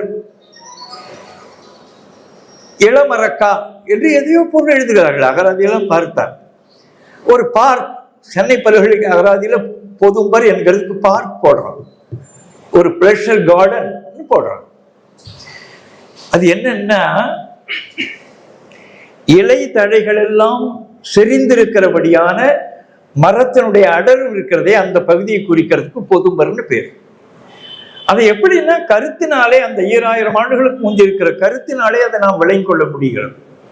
பொய், பொய்து, பொது, பொதும்பு, பொதும்பர் என்கிறது ஒரு பகுதியை குறிக்கிறது. அது எதுன்னா, அது எப்படி இருக்கும் என்றால், வெயில் நுழைவரியா குயினுழை பொதும்பர் ஒரு வரி. வெயில் உள்ள நுழைஞ்சதே இல்லை, வெயில் நுழைவு அறியாது. அந்த அந்த அந்த அந்த இலை தழைகளுடைய சேர்க்கை மிடையல் உள்ள ஒளி வந்ததே கிடையாது. வெயில் நுழைவு அறியா குயில் நுழை பொதும்பர். குயில் உள்ள போயிட்டு மேலே வெளிவரும். நீங்க பாருங்க, உள்ள தொடர்ந்தா தானே வர முடியும். அதற்குத்தான் பொதும்பு பொதும்பர்னு பெயர் வைத்தான். இதுக்கு சொல்ல வர்றேன். பொய் தொலை, பொய் பொய் பொய்கு தொலை, பொய்கை என்ற ஆழங்காண முடியாத குழியை உடைய நீர்நிலைக்கு பொய்கைன்னு பேர். சரி, இது கிடக்கட்டும். இந்த பொய்கைக்கு பிறகு பொய், பொய்ச்சு, பொச்சு என்று கேள்விப்பட்டிருக்கிறீர்களா? பெண் குறியை குறிக்கிறதுக்கான ஒரு சொல். திராவிட மொழிகள் அத்தனையிலும் கிடக்கிறது. பொச்சு, பொச்சு என்கிறதுக்கு புடண்டம் பெண்குறி என்று போட்டிருக்கிறான். ஏன்னா குறி துளை என்கிற பொருள் அது போட்டிருக்கிறான். பொச்சு ஆகு என்ற பொத்தலாகு பொருள். பொச்சாகு என்கிறது பொச்சா என்று இருக்கிறது. பொச்சா பொச்சா ஆ என்கிறது எதிர்மறையாக இருக்கிற அந்த கருத்தை குறிக்கிறது. பொச்சாவா மை, பொச்சாவாமை. இப்படி ஒரு கடுமையான சொல். மறவாமைன்னு பொருள். மறவாமை ஏன் என்றா, இவன் இந்த காதலை வாங்கி அந்த காதலை விட்டுருவான் அப்படின்னு சொல்லுகிறது. இந்த காதலை உள்ள போகாம வெளியே வந்துடும். அதாவது மறதிக்காக இருக்கிற சிறப்பு சொல்லுது. அதன் வழியாக பொச்சாப்பு, பொச்சாந்தார், பொச்சாவாமை இந்த சொற்களை எல்லாம் மறதிக்காக அவர் மறக்கக்கூடாது. பொச்சாப்பு கொல்லும் புகழினை, மறதி மட்டும் இருக்கக்கூடாதுரா, நினைவூட்டார். ஒரு கல்வியல்ல நமக்கு சொல்லி தருகிற திருக்குறள் சொல்லி தருவது என்ன என்றால், மறக்க கூடாது நாம் படிக்கிற படிப்பை, நம்முடைய கருத்தை. மாணவன் எப்படி இருக்க வேண்டும் என்கிறதுக்காக பவனித்து எழுதுகிறான் அந்த நன்னூல்லே மாணவருடைய இலக்கணத்தை. செவி வாயாக நெஞ்சு கடனாக கேட்டவை விடாதுல தமைத்து, செவியை வாய் போல ஆக்கிக்கணும். உள்ள இருக்கிற இறைப்பையை அந்த நெஞ்சு வந்து அதனுடைய இறைப்பை போல ஆக்கிக்கணும். ஆசிரியர் முன்னால உட்கார்ந்து கொண்டு பாடம் கேட்கிற பொழுது செவி வாயாக நெஞ்சு கடனாக கேட்டவை கேட்டவை விடாதுளத் அமைத்து திரும்ப திரும்ப திரும்ப உள்ளத்தில் அமைத்துக் கொள்ளணும் என்று அந்த நினைவுக்காக. இருவன இருந்து போ என போதல் என்பனார் குழல். இருனா இருக்கணும், போ அப்படின்னு உடனே போகணும். அப்படி நடக்கணும். அப்படிதான் உனக்கு அறிவு வரும் என்கிறது எழுதியிருக்கிறான். எதுக்கு சொல்ல வர? அப்படி இந்த காதலை வாங்கி அந்த காதலை விடுகிற அந்த நிலை கொள்ளாமல் மறதி மட்டும் கூடாது. அந்த மறதி கூடாமல் இருக்கிறதுக்கு அவர் சில வழிகளை சொல்கிறார். இந்த மரபை ஒருவனுக்கு இந்த பொச்சாப்பு இருந்தா, பொச்சாப்பு கொல்லும் புகழினை, அவனுக்கு ஏதாவது புகழ் இருந்தால் அவனுக்கு மறதி தன்மையும் உடன் இருக்குமானால் அந்த புகழ் அவனுக்கு நிலைக்காது, மறக்கக்கூடாது எதையும் என்று சொல்லிட்டு அறிவினை நீச்ச நிரப்பு கொன்றாங்க. நீங்க திருக்குறளை விளங்கிக் கொள்வதற்கு அடிப்படையா கொஞ்சம் ஆழமா உள்ளிறங்கணும். நிச்சம்னா என்ன? நில் நிலை, நில்து நிற்று நிலை, நிற்று நிற்றம் நிலை, நிற்றம் நித்தம் நிலை. நித்தம் என்கிறது வைத்துக்கொள் என்கிறத வச்சுக்கொள்றது போல, அத்தன் என்கிறத மலையாளி அச்சன் என்று சொல்வது போல, நிச்சம் என்கிறது நித்தம் என்கிறது நிச்சம் ஆகிறது. நிச்சம் என்கிறது நிலை. நிச்ச நிரப்பு என்ற நிலையான வறுமை. ஒரு அறிவாளிக்கு நிலையான வறுமை சூழல் இருக்குமானால் அது அவனுடைய அறிவை கொன்று போடும் என்கிறார் திருவள்ளுவர். அதையெல்லாம் அவர் உணர்ந்திருக்கிறார். அறிவினை நிச்ச நிரப்பு கொன்றாங்கு. நிச்சம் என்கிறது நிலையானது, அந்நிச்சம் அனிச்சம் என்றால் நிலையில்லாதது. இப்படி மூக்குள்ள கொண்டு போகிற பொழுதே அது வாடிவிடக்கூடியது என்பதற்காகத்தான் அனிச்சம் என்று பெயர். அதுக்கு நிச்ச நிரப்பு கொன்றாங்கு. இந்த மறதி என்கிறது தான் பொச்சாவாமை என்கிறார். இதெல்லாம் அவர் சொல்கிற அந்த அழகு. அதுல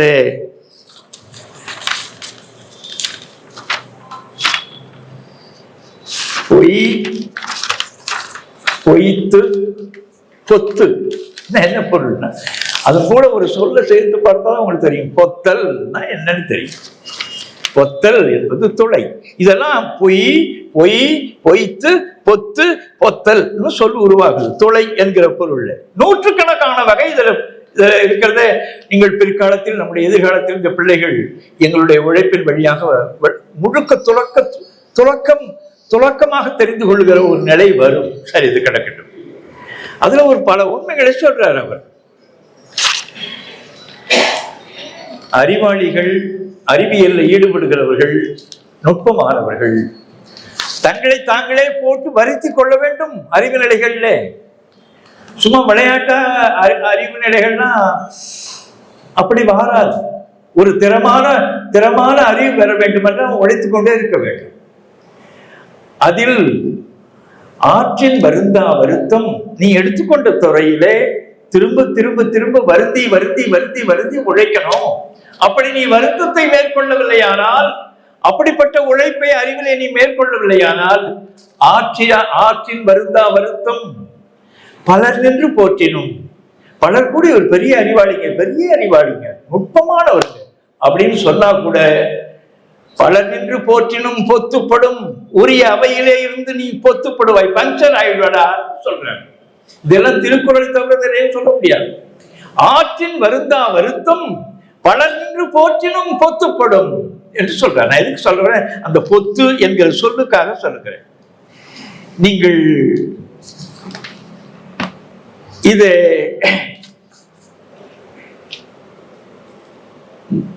நம்ம இன்னொரு செய்திக்கு நான் உள்ள வரேன். மொய் என்னும் ஒரு சொல் உண்டு. மொய் மேல்னு பொருள். மொய் மொய் மொய் மொய் அதற்கு முன் அது வளர்ற பொழுது முயங்கு என்பது தழுவு, கூடு, சரி. முயங்கு என்கிறது முயக்கு என்றாகும். அந்த தழுவல் ஒரு பெண்ணை கூடுவது, ஒரு பெண்ணோடு தழுவல் மேற்கொள்வது, அது முயக்கு. இது சேர்க்கை, கலவி, புணர்ச்சி, கூடு, கூட்டம் என்று அந்த கூட்டத்தை கணவன் மனைவியருக்குள்ள அந்த நெருக்கத்தை சொல்வதற்காக இருக்கிற சொல் போல முயக்கம் என்று ஒரு சொல் கூடுதல் என்கிற பொருள் இருந்தது. இந்த முயக்கம், அதனாலதான் திருவள்ளுவர் சொல்வார், பொருட்பெண்டில் பொய்மை முயக்கம் இருட்டறையில் ஏதில் பிணந்தடியற்கு. ஒரு பிணத்தை தழுவது போல அப்படியெல்லாம் போகிறது. ஏதுன்னு அனாதையாக இருக்கிற பிணத்தை தழுவினது போல பொருளை கொடுத்து விட்டு ஒரு பிள்ளையிடம் போகிறது என்கிறதை அவர் பதிவு செய்கிறார். அது வழக்கத்தில் இருந்ததை ஆபி டியூபா என்கிறவன் இந்து கஸ்டம்ஸ் அண்ட் செரிமனிஸ் என்கிற புத்தகத்திலே இப்படி ஒரு வழக்கம் இருந்தது, இந்த வழக்கம் எங்கெங்கெல்லாம் இருந்தது என்கிறதை பதிவு செய்கிறார். Hindu customs and ceremonies, Hindu வழக்கங்கள். அவர்கள் ஒரு பெண் இறந்து போய்விட்டால், அவர் கண்ணி கழியாத பெண் இறந்து போய்விட்டால், அந்த பெண்ணை இப்படியெல்லாம் ஒரு குடும்ப உறவினை ஈடுபடுத்துவதற்கு ஆளை அமர்த்தி இதையெல்லாம் செய்தார்கள் என்கிறதெல்லாம் இதை திருவள்ளுவர் பதிவு செய்கிறார். பொருட்பெண்டில் பொய்மை முயக்கம் இருட்டறையில் ஏதில் பிணந்தழியற்று. அனாதையாக இருக்கிற அந்த பிணத்தை தழுவினதுக்கு ஒப்படா அப்படியெல்லாம் தப்பு செய்கிறது என்று பதிவு செய்கிறார். சரி, கிடக்கட்டும். அதாவது பெண்கள் விலைக்காக இருக்கிறவர்கள், ஆண்கள் எல்லாம் உருப்படியான ஆள்கள் இல்லை. அவன் ஏன் நல்லவனாக இருக்கிறான் என்றாலே நான் அடிக்கடி சொல்லுவேன், அவனுக்கு வாய்ப்பு கிடைக்கல. மற்றவனுக்கு தெரிஞ்சா இழிவாயிடும் எல்லாம் பேசாம இருக்கிறான். எல்லா திருட்டுத்தனங்களையும் ஆணும் செய்வான், பெண்ணும் செய்வான். அந்த பெண்கள் இப்படி இருக்கிறது, நீங்க அதெல்லாம் திருவள்ளுவருடைய மனத்தை எண்ணி பார்க்கணும். விளைமகள், பொதுமகள், பரத்தை என்கிற சொல்லை அவள் கையாளாமல், வரைவு இல் மகளிர், வரைவின் மகளிர், திருமணம் இல்லாமல் இருக்கிற பெண்கள்னு தலைப்பு போட்டு 10 எழுதுறாங்க. பொருட்பெண்டில், பொருட்பொருள், பிறன் பொருளால், இப்படி ஏதாவது வேறு வகையான மாற்று சொற்கள்ல அமைதியா நாகரிகமா விலைமகளையே குறிக்கிறபடி திருவள்ளுவர் கையாண்டார். இது இந்த மன்னனுடைய பெரிய சான்றாண்மை சான்ற பண்பாட்டில, நாகரிகத்தில இது வருகிறது. சரி, இந்த முயக்கு பொருட்பெண்டில் பொய்மை முயக்கு, அது உண்மையான தழுவல் இல்லை என்கிறதை அவர் பதிவு செய்கிறார். சரி, மொய் தழுவல், சேர்க்கை, அடர்த்தி, செறிவு, மொய் முசு, மொய் மொயு முசு ஒரு குரங்கு. அது கரிய முகத்தை உடையதாக இருக்கும். கருமுக முசுவின் கருப்பு முகத்தோடு இருக்கிறபடியான ஒரு குரங்கு வகையிலே ஒன்று. அது பல பல பகுதிகளில், தீவுகளில் கிடக்கிறது. தமிழ்நாட்டிலும் சில மலைப்பகுதிகளில் இருக்கின்றது. முசு என்று பேர் அது. சரி, இந்த முசு திரண்ட மயிர் அடர்ந்து செறிந்துள்ள கருமுகத்தினுடைய குரங்கு வகை இது. இந்த கருமுக முசுவின் காணத்தானே இந்த அகரானத்தில் வருகிறது. இந்த குரங்கும் முசுவும் ஊகமும் மந்தி இந்த தொல்காப்பியத்தில் பதிவு இருக்குது. முசு, நான் எதுக்கு சொல்ல வர்றேன், மொய், அதனுடைய அடர்த்தி, செறிவு, தழுவல், ஒன்றுதல், சேர்க்கை, இதற்காக அந்த முசுன்னு ஒரு குரங்குக்கு, உடல் முழுமைக்கும் முடியாக தொங்குகிற, முடி அடர்ந்திருக்கிற ஒன்றுக்கு அந்த குரங்குக்கு முசுன்னு பேர். இது மலையாளத்துல மொச்ச, கன்னடத்துல முசு, கொடகு மொழியில முச்ச, துளு மொழியில முஜ்ஜி, கோலாமியில முய்யே, ஹயக் மொழியில முய்யே, நாய்க்கு மொழியில முய்யே. அதனுடைய முந்து வடிவம் எல்லாம் பிரெஞ்சுல மோசாக்கோ, அந்த கைண்ட்ஸ் ஆஃப் லெமூர்னு போட்டிருக்கிறான். ஆங்கிலத்தில் மோசாக்கோ பஃபூன், குரங்கு வடிவம் போல இருக்கிற ஒரு கூத்தாடிக்கு, பஃபூனுக்கு அந்த மொசாக்கோ. இந்த முசு என்கிற சொல்லுக்கு முன்னால் நான் எதுக்கு சொன்ன, மொய், முயல் என்று ஏன் சொன்னா, அந்த மயிலினுடைய அடர்வு செறிந்துள்ள உயிரிக்கு முசு, முயல்னு பேர் வச்சு நாம மொசல் சொல்லிட்டு இருக்கிறோம். இதுல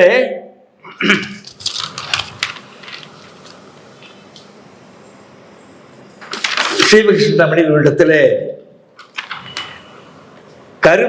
கருமை மெழுகியது போன்று இனியவல்லா முகத்த முசுவும் குரங்கும் ஈரிய என்று வருகிறது. அதற்குரிய நாமன் கிடைச்சதெல்லாம் அதனுடைய பெயர்கள்லாம் குறித்து வந்திருக்கிறேன், அது தேவையில்லை உங்களுக்கு. சரி, இதுல மொயிறு ஒரு சொல். மொயிறு ஒரு வகையான எறும்பு. இந்த எறும்புக்கு முந்தி இருந்த பெயர் என்ன தெரியுங்களா? எறும்பு. எரிதல் என்பது வெட்டுதல், கடித்தல்.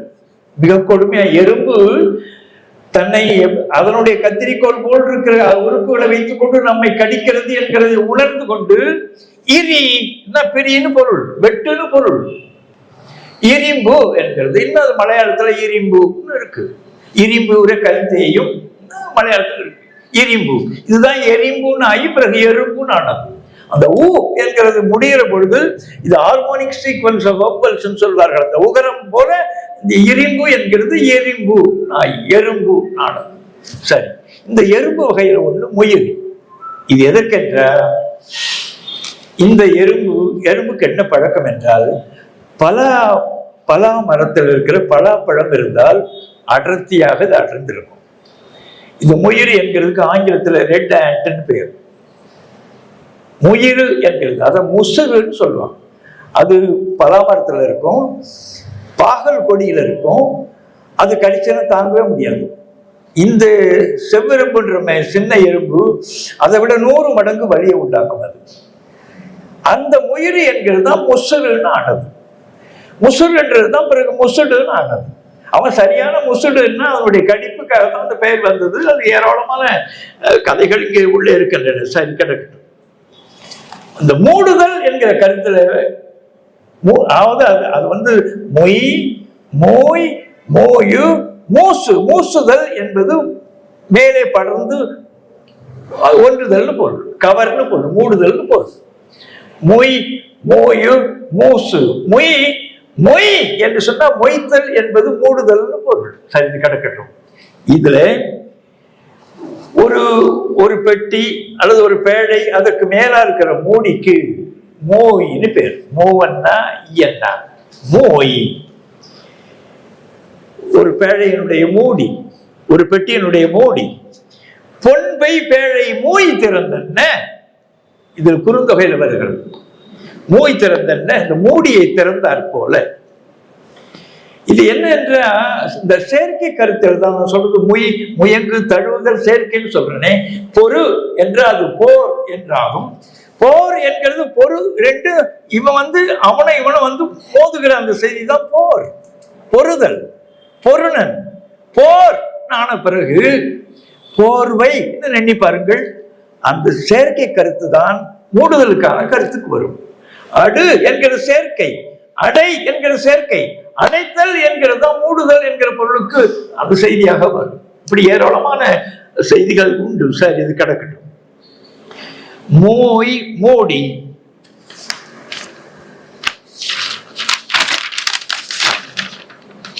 இது தெலுங்குல மோயி டு ஷட், கோலாமியில மோயி டு கவர், ஃபார்ஜில மோயி, கடம்ப மொழியில மோயி. நூற்றுக்கணக்கான பதிவுகள் மோயின்னா மூடுறது. இதெல்லாம் நாம் என்னன்னு நம்முடைய அறிவை உலகம் முழுமைக்கு எப்படி தின்கிறது என்கிறதை நான் பார்த்து அழுது கொண்டே இருக்கிறேன். உலகம் முழுமைக்கு ஏதோ ஏங்கி கொண்டிருக்கிறது, பேசிக் கொண்டிருக்கிறது என்றால் இதுக்கெல்லாம் வித்து போட்டவன், ஈவு போட்டவன் இந்த மண்ணுக்காரன், நம்முடைய முன்னோர்கள். சரி, மூய் மூய். இப்ப நான் மறுபடி வர்றேன். கிரேக்கத்துல மூய் முய்யோ, எம்யூயோ, முய்யோ ஒரு சொல். டு ஷட், டு க்ளோஸ், அப்படி ஒரு மூலம் இருக்குது அப்படின்னு சொற்களை சொல்றான். முய் ஓப்பியா, முயோப்பியா, மயோப்பியா என்ற கிட்ட பார்வை, அந்த ஷார்ட் சைட்டட்னஸ், முயோப்பியா. அது பிறகு மயோப்பியா. சரி, கிட்ட பார்வை கோளாறு. முய்யோ என்கிறது மொய்ய, டு க்ளோஸ். பி செட் ஆஃப் ஐஸ், கண்ணை மூடுறதுக்கு முய்ய. To close, Moses closing the lips, வாய மூடு அப்படின்றதுக்கு Moses. கண்ணை வாய மூடுறது மட்டும் இல்லை, கண்ணை மூடுறது, எல்லாவற்றையும் மூடுறது என்கிற பொருளுக்கு being closed என்கிற பொருள்ல முய்ய இந்த வடிவத்தை சொல்லிக் கொண்டிருக்கிறான்.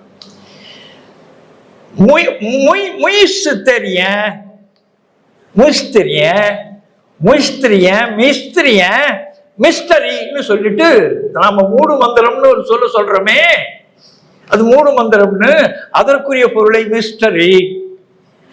மிஸ்டர் காக் மறைபொருள் அறிஞன், மிஸ்டர் காகி மறைபொருள் விளக்கம், மிஸ்டிக் ஸ்பிரிச்சுவல் பவர். ஏராளமான பதிவுகள் அந்த கோணத்தில் போய்கொண்டே இருக்குது. சரி, இது கிடக்கட்டும். இப்போ முய்யோ மூடுறது, டு க்ளோஸ். அதுக்கு எல்லாவற்றுக்கும் பேஸ் பெரிய இந்த மொழியியல் அறிஞர்கள் என்கிற ஒரு போர்வையில உலகம் முழுமைக்கு இருக்கிற மூளை கோளாறுலாம் ஏதாவது இதுதான் பேஸ், அந்த பேஸை குறிக்கிறான். இந்த சொற்களுக்கெல்லாம் என்ன தெரியுமா? மியோ என்கிறது பேஸ். நீங்க சொல்ற கிளைன் என்கிறவன் தொடர்பா இருக்கிற பல்வேறு எட்டிமாலஜிஸ்ட் என்கிற அந்த கூறுகள் எல்லாம் MEU மியோ என்கிறது க்ளோஸ் பொருள். இந்த பொருள்ல போகிறது. இதுல இருந்து அந்த சொற்கள்லாம் உருவாகினது சொல்றான். மியோ மீட்டோ மீட்டோஸ் ஒரு சொல்லை கிரேக்கம் கையாளுகிறது, மூடுறது, மீட்டோஸ். இன்னைக்கு அமைதியா வாய மூடிட்டு இருக்கிறான் பாருங்க, இந்த ஊமை கூத்து செய்கிற நடிகன், அவனுக்கு மியூட்டுன்னு பேர் ஆங்கிலத்தில். இன்றைக்கு நாம் கணிப்பொறிகள்ல தொடர்பாக இருக்கிற கைபேசிகள்ல மியூட்டுக்கு என்னங்க தமிழ்ல இருக்குதுன்னு கேட்கிறான். மூடுறதுன்னு போதும் mute. Mutism, willful or unconscious refusal to make verbal answers to questions as found in mental disorders. எதை கேட்டாலும் விடை கொடுக்கறதுக்கு மறுக்கிறது இருக்குதே, அந்த நோய்க்கு மியூட்டிசம்னு பேர். ஏனென்றால் இதனுடைய பயன்களை எல்லாம் இந்த மண்ணுக்காக நாங்கள் செய்து கொண்டிருக்கிற அந்த லெக்சிகான் ஆஃப் மெடிக்கல் டெர்மினாலஜி என்கிற ஒரு பாரிய நூலில் 3 லட்சம் சொற்களுக்கு நம் பிள்ளைகளுக்கு விளக்கி ஆக வேண்டும். அதற்கெல்லாம் இந்த உழைப்பெல்லாம் மேற்கொள்ள வேண்டி இருக்கிறது. சரி, முய்ய முய்யோ மூடு, முயம்மா அப்படின்னு ஒரு சொல் போகுது, மூடுறது. மும்ம மோ இதெல்லாம் பாரசீக மொழிகள் இருக்குது. மும்மியா மூடுறது. மூம் என்கிறது பிணத்துக்கு மேல பூசல அந்த பசை இருக்குதே வாக்ஸ், அந்த வாக்ஸுக்கு மூம்ய போட்டு மும்ய மூடப்பட்டது. எம்பாம்டு கார்ட்ஸ், மூடப்பட்ட அணியப்படுத்தப்பட்ட அந்த உடம்பு இருக்குதே அதுக்கு மூம்ய மும்ம மம்ம மம்மின்னு சொல்றான். மம்மி என்கிறதுக்கு நம்ம குழந்தைகள் எல்லாம் மம்மின்னு கூப்பிடுன்னு இப்ப சொல்றா நம்முடைய தாய். அப்படின்னா அழுகாமல் இருக்கிற பிணமாக இருக்கிற என்னை நீ மம்மின்னு கூப்பிடுன்னு பொருள். மம்மின்னா அழுகாமல் இருப்பதற்காக அந்த சாந்து பூச பெற்ற அந்த மெழுகு பூச பெற்ற பிணத்துக்கு தான் மம்மின்னு பேர். இந்த மம்மி என்கிறது என்ன உண்மையிலே அகராதி எடுத்து நூற்றுக்கணக்கான அகராதிகள் இருக்கின்றன. ஆக்ஸ்போர்ட்ல கலிபோர்னியா எது தொடர்பா இருக்கிற சேம்பர்ஸ் பல்வேறு வகையான அகராதிகள் எல்லாவற்றையும் இந்த மம்மி என்கிறது இந்த பிணத்தை மட்டும்தான் குறிக்கிறது, அது அம்மாவை குறிக்கல. சரி, இது மொய் மூடுறது, மொய் மை. இந்த இடத்துல நீங்க ஆழமா கொஞ்சம் கவனிக்கணும்.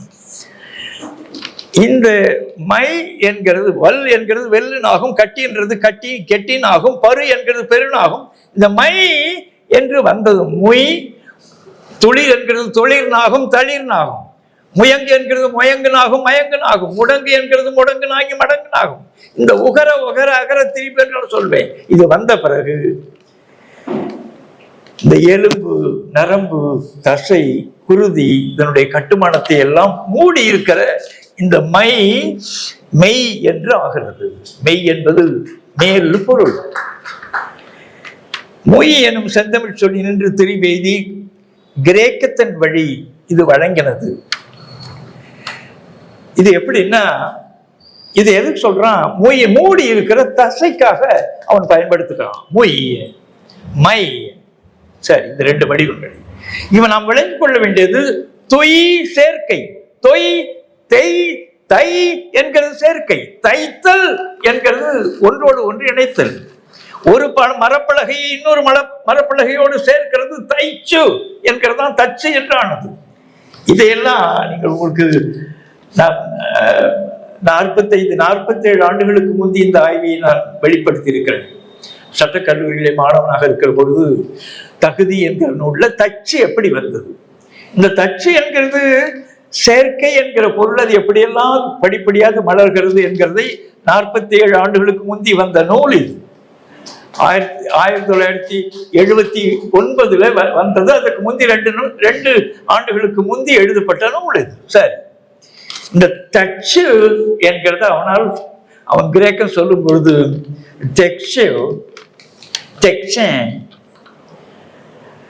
டெக்ஸூரிகோஸ் டெக்ஸோ பொறுத்து டு ஜாயின் சொல்றான்.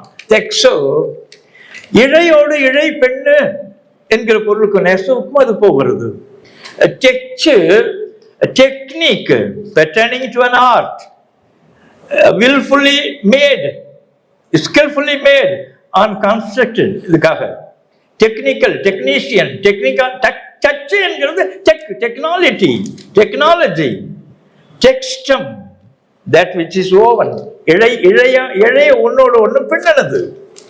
டெக்ஸ்டைலிஸ் டெக்ஸ்டஸ் டெக்ஸ்சர் டெக்ஸ்சர் டெக்ஸ்டைல், நீங்க எண்ணி பார்த்தா உங்களுக்கு விளங்கும். டெக்ஸ்டைல் இது ஒரு இழை என்கிறதுனால டிஷ்யூ என்கிறதுல இழை என்கிற பொருள் டெக்ஸ்ட் புக் என்கிறத என்ன நினைச்சிருக்காங்க அந்த முண்டங்கள்.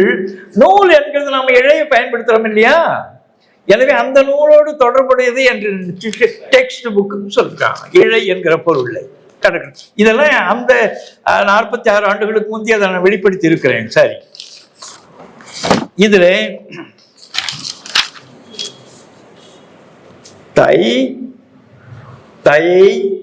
தசை பொருந்தினது இந்த எலும்புகளின் மேலே, இந்த கூட்டின் மேலே, இந்த கட்டுமானத்தின் மேலே பொருந்தின ஃபிளஷ், அந்த கறி இருக்கிறது, அதுக்கு தயை தசைன்னு சொல்றான். நமக்கு சாணா வராதரா உங்களுக்கு தமிழர்களுக்கு சகர கிளவியும் அதனோரற்றே என்று தொல்காப்பியன் ஒரு பதிவு செய்ய. MIO மயோ என்கிறது என்னன்னா கம்பைனிங் ஃபார்ம் டினோட்டிங் மசில். நூற்றுக்கணக்கான ஆயிரக்கணக்கான சொற்கள் இருக்கு. மசில் என்கிற சொல்லுக்கு உங்களிடம் இந்த செய்திகளை சொல்லலாம் என்று பார்த்தால் 400 சொற்களுக்கு எழுதணும். அதையெல்லாம் சரி பின்னால் பார்த்து கொள்ளலாம் என்று சிறு குறிப்போடு நான் வந்திருக்கிறேன். Myoneuralgia study of myology, study of muscles. Myoneuralgia தசை நார் வழி, மயோபதி தசை நோய், மயோ என்டரிக் சிறுகுடல தசை உரைக்குரிய, மயோ என்டரிக் பிளக்சஸ் சிறுகுடல் தசை உரை பின்னல், மயோபிளாஸ்ட் தசை நாரிழை முன்னோடி களம், மயோகார்டியல் டிசீஸ் காண்க மயோகார்டியோபதி, மயோகார்டியல் இன்ஃபாக்ஷன் நெஞ்ச தசை இழைய கழிவு தசை, மயோகார்டியோபதி நெஞ்ச தசை நோய், மயோகார்டிட்டிஸ் நெஞ்ச தசை அழற்சி, மயோகார்டியம் நெஞ்ச சுவர் தசை, மயோ கோயில் என்கிறது என்ன தெரியுங்களா, கோயில மேட்டா இருக்கும், குழின்னு இவன் சொன்னதை அவன் கோயிலியே சொல்றான். கோயிலியம் என்கிறது பிட், கோயில மேட்டா என்கிறது குழி உடலிகள் என்று இவன் மொழிபெயர்த்து நூல்களை வெளியிடுறான். மயோ கோயில் தசைக்குழி இழையம், மயோசைட்ஸ் என்கிறது என்ன, குயில் குட்டு குடு துளை, குடம் என்பது துளை உடையது. அதுலதான் தோண்டு என்கிற பொருள் தோண்டி என்று வந்தது. முதலில் உலகத்தில் குடம் செய்தவன் மட்கலங்களை செய்தவன் இவன், இந்த மண்ணுக்குரியவன். குடம், இந்த குடம் என்கிறது கிரேக்கத்துல என்னவா இருக்கும், நானா TOS போட்டு குடோஸ் போட்டா அது குடோஸுக்கு வெசல்னு போட்டிருக்கிறான். அவனுக்கு ஆரிஜின் டூபியஸ், ஆரிஜின் அப்ஸ்கர் எங்கன்னு தெரியல. குடம்னா குடோஸ்னா வெசல், குடோஸ் என்கிறது கைட்டோஸ் ஆகி சைட்டோன்னு ஆனதுன்றான். 1000 சொற்கள் சைட்டோபிளாசம் உள்ள ஹாலோ அது உள்ள தொலை இருக்கிறது அப்படின்ற பொருள், ஹாலோ என்கிற பொருள். சரி, அது புறம் மேலே, புரமிடோஸ் பைரமிடோஸ் பிரமிட் என்று வருகிறது. இது போன்றது இந்த சைட் மயோசைட்ஸ் என்கிறது தசை குடம்பங்கள். மயோ எலக்ட்ரிக்கல் கண்ட்ரோல் தசை மின்னியக்க கட்டுப்படுத்தும். சரி, மயோ நூற்றுக்கணக்கான சொற்கள் அதில் இருக்கின்றன. மயோஃபைபிரில் தசைக்கல நுண்ணிழை, மயோபிலமின் தசைநார் துய், மயோகுளோபின் குருதிக்கோள புறத்தம், மயோசெல் தசையுறை வெளிப்புதுக்கம், மயோகுளோபினோரியா மூத்திரத்துள் தசை நாரிழை குருதி கோழியூர், மயோஜீன் தசை ஈனி ஈனுதல் என்று சொல்லுங்க ஜீனு ஆகும். ஜீன் ஆகுது, ஜெனரேஷன் ஆகுது என்ற கூட்டம். சரி, அதான் எங்க இருந்து வந்து ஜனன்னு இங்க மறுபடியும் பார்ப்பாங்க கொண்டு வந்தான். நாம ஜனகணமனன்னு பாடிக்கொண்டிருக்கிறோம். நீங்கள் தமிழை தெரிந்தாலே உலக மொழிகள் அத்தனையும் நாம் தெரிந்து கொள்ள முடியும். ஜனம் என்ற கூட்டம், இந்த மக்கள். கணம் என்ற கூட்டம், ஜனகண. மனன்னா மனம், ஜனகண மன. அதிநாயக என்ற மேல இருக்கிற தலைவனே என்கிற பொருள் ஜனகண மன அதிநாயக. நமக்கு தமிழ், அவன் வங்காளம்னு சொன்னா கூட தமிழ் என்று நமக்கு தெரியும். சரி, இது கிடக்கட்டும். மயோமா தசை புற்று. மயோ மலேசியா, மலேசியா மெல்லே என்கிறது என்னன்னா நைஸ்ன்னு போட்டுடும், மெலிவாகிறது. தசை நலிவை குறிக்கிறது. Mayo Malaysia. மயோமெட்ரியா கருப்பை தசை. மயோமெட்ரிட்டிஸ் கருப்பை தசை இழைய அழற்சி. மயோமெட்ரியம் கருப்பை தசை இழையும். மயோநியூரல் தசை நரம்புக்குரிய. மயோநியூரல் ஜங்ஷன் தசை நரம்பு இணைப்பு. மயோபெரிகார்டிஸ் தசை நரை நெஞ்ச தசை உரை அழற்சி சேர்க்கை. மயோஃபேகியா புய் தொலை, புய்கு புகு தொலை, துளைக்குள் நுழைன்னு பொருள். அப்படி புகு அவு புகவு என்கிறது புகா என்று நின்றது. உள்ள வாயில புகுத்துறதுக்காக இருக்கிற உணவுக்கு புகவுன்னு பேர். நிலவு என்கிறது நிலா என்கிறது போல் புகவு என்கிறது புகான்னதும் நம்ம மறுபடி குழந்தைக்கு புவா சாப்பிடு புகா. இது அங்க போகும்போது பகியா, PHAGIA, தசையை மட்டும் தென்றதுக்காக இருக்கிற சொல் முயஃபேகியா, தசை புகவு, தசை உணவு. மயோபிளாஸ்டி தசையுடைய ஒட்டருவை. மயோசெப்டா, செப்டம் என்பது தடுக்கு, தடை, சுவர். மயோசிட்டிஸ் ஒசிஃபிகன்ஸ் என்பு தடை அழற்சி. மயோசார்கோமா தசை இணைப்பு இழைவு புற்று. மயோஸ்கலராசிஸ் தசை திணுக்கூறு. மயோசிட்டிஸ் இயக்கு தசை வீக்க நோய். மயோடெனோசிட்டிஸ் தசை நான் வீக்க நோய். மயோட்டோம் துமி என்ற வெட்டுதல். துமித்தல் என்பது வெட்டுதல். 100 இடங்கள் இருக்கு தமிழ்ல பயன்பாடு. துமித்தல் என்ற வெட்டுதல். அங்க தொமியா டு கட்டிங். மயோட்டோம் அந்த தசையை வெட்டுறதுக்காக இருக்கிற கருவி இருக்கிறது மயோட்டோம். சரி, மயோட்டோனியா விரைப்பு தசை இழிவு. மயோட்டோமி தொமி என்கிறது அறுவை, தசை அறுவை. மயல்ஜியா தசை வலி. அலகு அல்கு அலக்கன். அலக்கன் என்பது இடுக்கன், துயர், வலி. அல்கைன் ALGEIN அல்கைன். மய அல்ஜியா தசை மேல இருக்கிற வலி, தசை வலி. மயோஜெனிட்டா மயோட்டோனியா பிறவி தசை வலிவெண்மை. பிறவியிலேயே இருக்கிறது. 20 ஆண்டுகள் தான் அந்த குழந்தை அப்படி இருக்க முடியும், உயிரோடு இருக்க முடியும். அந்த பிறவியிலேயே இந்த தசை வலிவில்லாமல் பிறக்கிற குழந்தைகளுக்கு 20 ஆண்டு இன்னமும் அதுக்கு மருத்துவ முடிவில்லை. சரி, மயஸ்தீனியா கிரேவிஸ் நூற்றுக்கணக்கான பதிவுகள் இருக்கிறது. சரி, இது குயின்னு ஒரு சின்ன இடத்துக்கு நான் வருகிறேன். கூனா என்ன குய், சிறுமையானது, சின்னது, இளமையானது, இலகலானது என்கிற பொருள். குய குழ. தொல்காப்பியனுக்கு 2700 ஆண்டுகளுக்கு முந்தி இந்த குழ என்கிறது என்ன என்று விளங்கவில்லை. மழவும் குழவும் இளமை பொருளை, சின்னதை குறிக்குது, இளமையை குறிக்குது, சின்னது சிறியது இந்த பொருளை குறிக்குது. மழை என்கிற சொல்லும் குழ என்கிற சொல்லும். சரி, குழ இலகல் என்கிற பொருள். குழு குழ குழகுழ குழகுழ. சரி, குழை என்கிறது இளந்தளிர். இலையும் குழையும் இதெல்லாம் கழக காலத்துல 2000 ஆண்டுக்கு முந்தி ஏராளமான பதிவுகள். இன்னமும் ஊர்ப்புறங்கள்ல ஆட்டுக்கு குழை ஒடிச்சு போட்டு வரேன். குழை என்பது அந்த இலகலான இலை இருக்குதே, தளிர் இலை, அதுக்கு குழைன்னு பேர். குழைதல் இலகு பதமாதல். குழைவு இலகள். குழந்து கொழுந்து குழந்து கொழந்து கொழுந்து. கொழுந்து இலை, இலையும் கொழுந்தும். மறு கொழுந்து, மறுன்னா ஒண்ணும் இல்லை, கரையை உருவாக்குவது, சிவப்பு கரையை உருவாக்குவது மறு கொழுந்து என்கிறது. மறிக்கொழுந்து நாம் சொல்லிக் கொண்டிருக்கிறோம். சரி, அந்த கரையை, சிவப்பு கரையை உருவாக்குவது என்கிற பொருள்.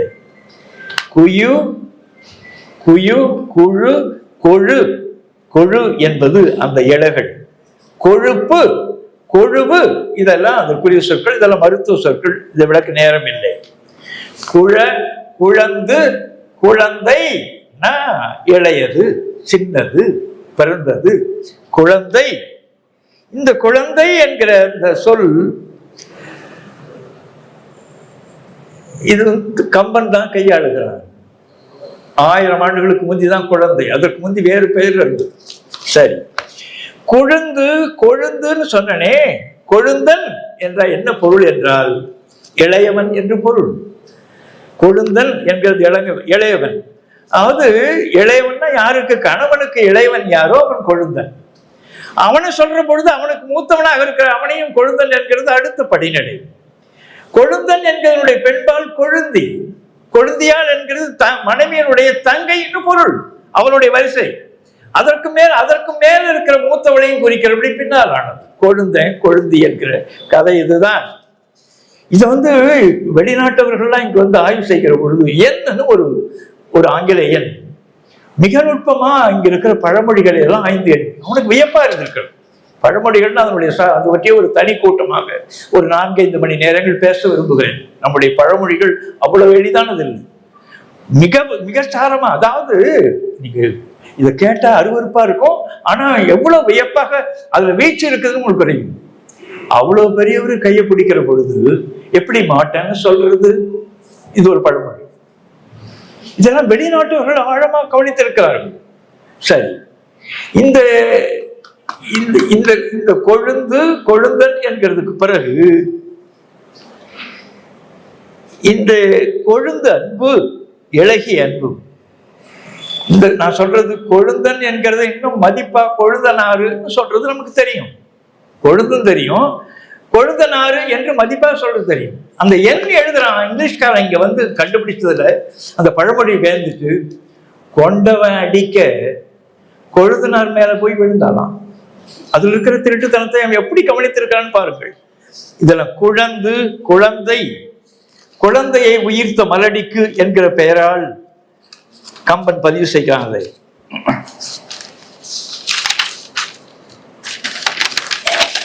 இது குழ, குழ, மன்னிக்கணும், சரி சரி, இப்படி போச்சு. குழவி என்று குழந்தையை குறிக்கிறதுக்கு இன்றைக்கு மிக பல 1000 ஆண்டுகளுக்கு முந்தைய இந்த குழவி என்கிற சொல்கின்றது. குழவி என்கிறது. நீங்க நம் ஆள்கள் நம்முடைய ஆள்களுடைய அறிவு இருந்ததே ஒரு ஒரு ஒரு ஒரு ஒரு பாவலன்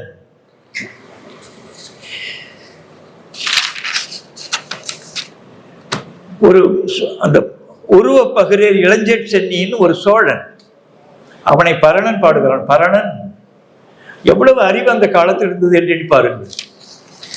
தாயில் தூவா குழவி போல, அம்மா இல்ல, தாய் இல்ல, துவு என்கிறது உண்ணுதல் பொருள். துய் என்கிறது துளை, துய்வு, துய்ப்பு என்கிறது உணவு, துய்ப்பு என்கிறது துப்பு நானது. துப்பாருக்கு துப்பாய, துப்பாய்க்கு துப்பாருக்கு துப்பாய தூயும் மழை என்று சொல்றதுல துப்பு என்கிறது உணவுன்னு எப்படி வருதுன்னா துய்ப்பு, துளைக்குள் செலுத்துதல் என்கிறது. எப்படி புகு, புகவு என்கிறது வந்ததோ, உள் உள் உள் உண்ணு என்று உள்ள தள்ளு என்கிற பொருள்ல வந்ததோ, அப்படித்தான் இந்த இது தொடர்பா இருக்கிறது. துவு என்கிறது. துவு, துவா என்ற, தூவா என்ற அம்மா இல்ல, கொடுமையான பசி அந்த குழந்தைக்கு. தாயில் தூவா குழவி போல ஓவாது கூவும் நின் உடற்றியோர் நாட்டை, உன்னை பகைத்தவர்களுடைய நாடு அந்த குழந்தை கத்துறது போல கத்துண்டான்னு எழுதுறாங்க. இந்த கிரியத்தனை அவன் வாரி கொடுக்க செய்வான். வாரி வீசியிருக்கான் இந்த புலவனுக்கு இந்த அறிவை. தாயில் தூவா குழவி போல, அம்மா இல்லை, பசி, கொடுமையான பசி, அந்த பசையில அது கத்தர குழந்தை போல எதிரி நாடு உனக்கு கத்துண்டா, அப்படிப்பட்ட ஆற்றலுடையவன் நீ என்று அந்த இளைஞர் சென்னியை பரணர் பாடுவதாக புறநானூற்றிலே வரி வருகிறது. சரி, கிடக்கட்டும். குழவி இது ஏறத்தாழ ஒரு 200க்கும் மேற்பட்ட பதிவுகளை கழகளுக்கு பெற்றிருக்கிறோம். குழவி திங்கள் வரும். குழவி திங்கள்னா இளம் பிறையை சொல்கிற சொல். குழவி வேனில் இளவேனில சொல்கிறது, குழவி தீநீர் இளநீர் சொல்றதுக்கு குழவி தீநீர்னு சொல்றான். இந்த குழவி என்கிற சொல் சின்னது என்கிறதுக்காக கிடக்கட்டும். இதுல மழை என்று ஒரு சொல், மழகளிறு என்ற இளங்களிர், மழக்கன்று என்றால் இளங்கன்று. சரி, இது கிடக்கட்டும். இந்த மழவன் என்பது இளையோன். ஒரு இதுல இளையோன் மட்டும் சிறுவர்கள். எரிகோர்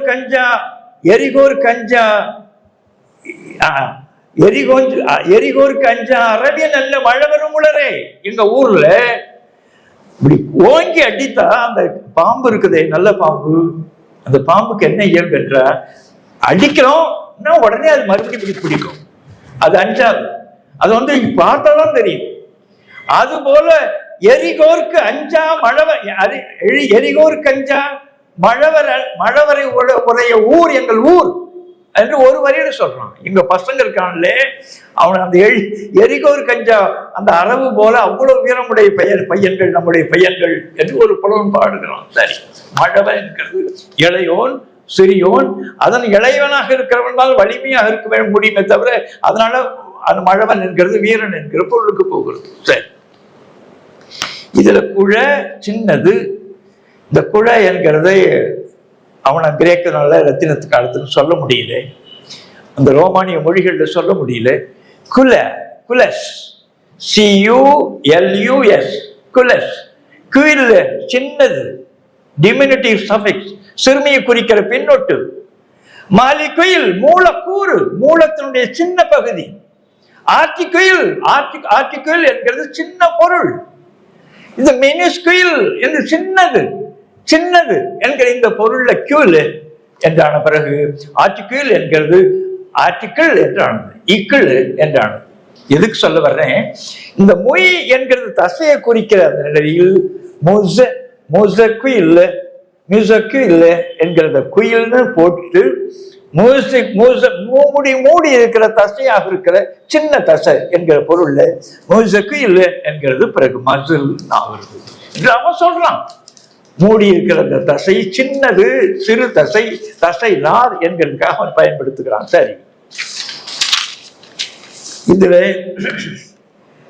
இது அது ஏராளமா மாஸ்குலஸ், தசை நார் பற்றிய மாஸ்குலேஷன், தசை இயக்கம், மாஸ்குலர் டிஸ்ட்ரோபி, மஸ்குலோகிட்டானியஸ் தசை தோல் சார்ந்த ஏராளம் அவர்கள். சரி, இந்த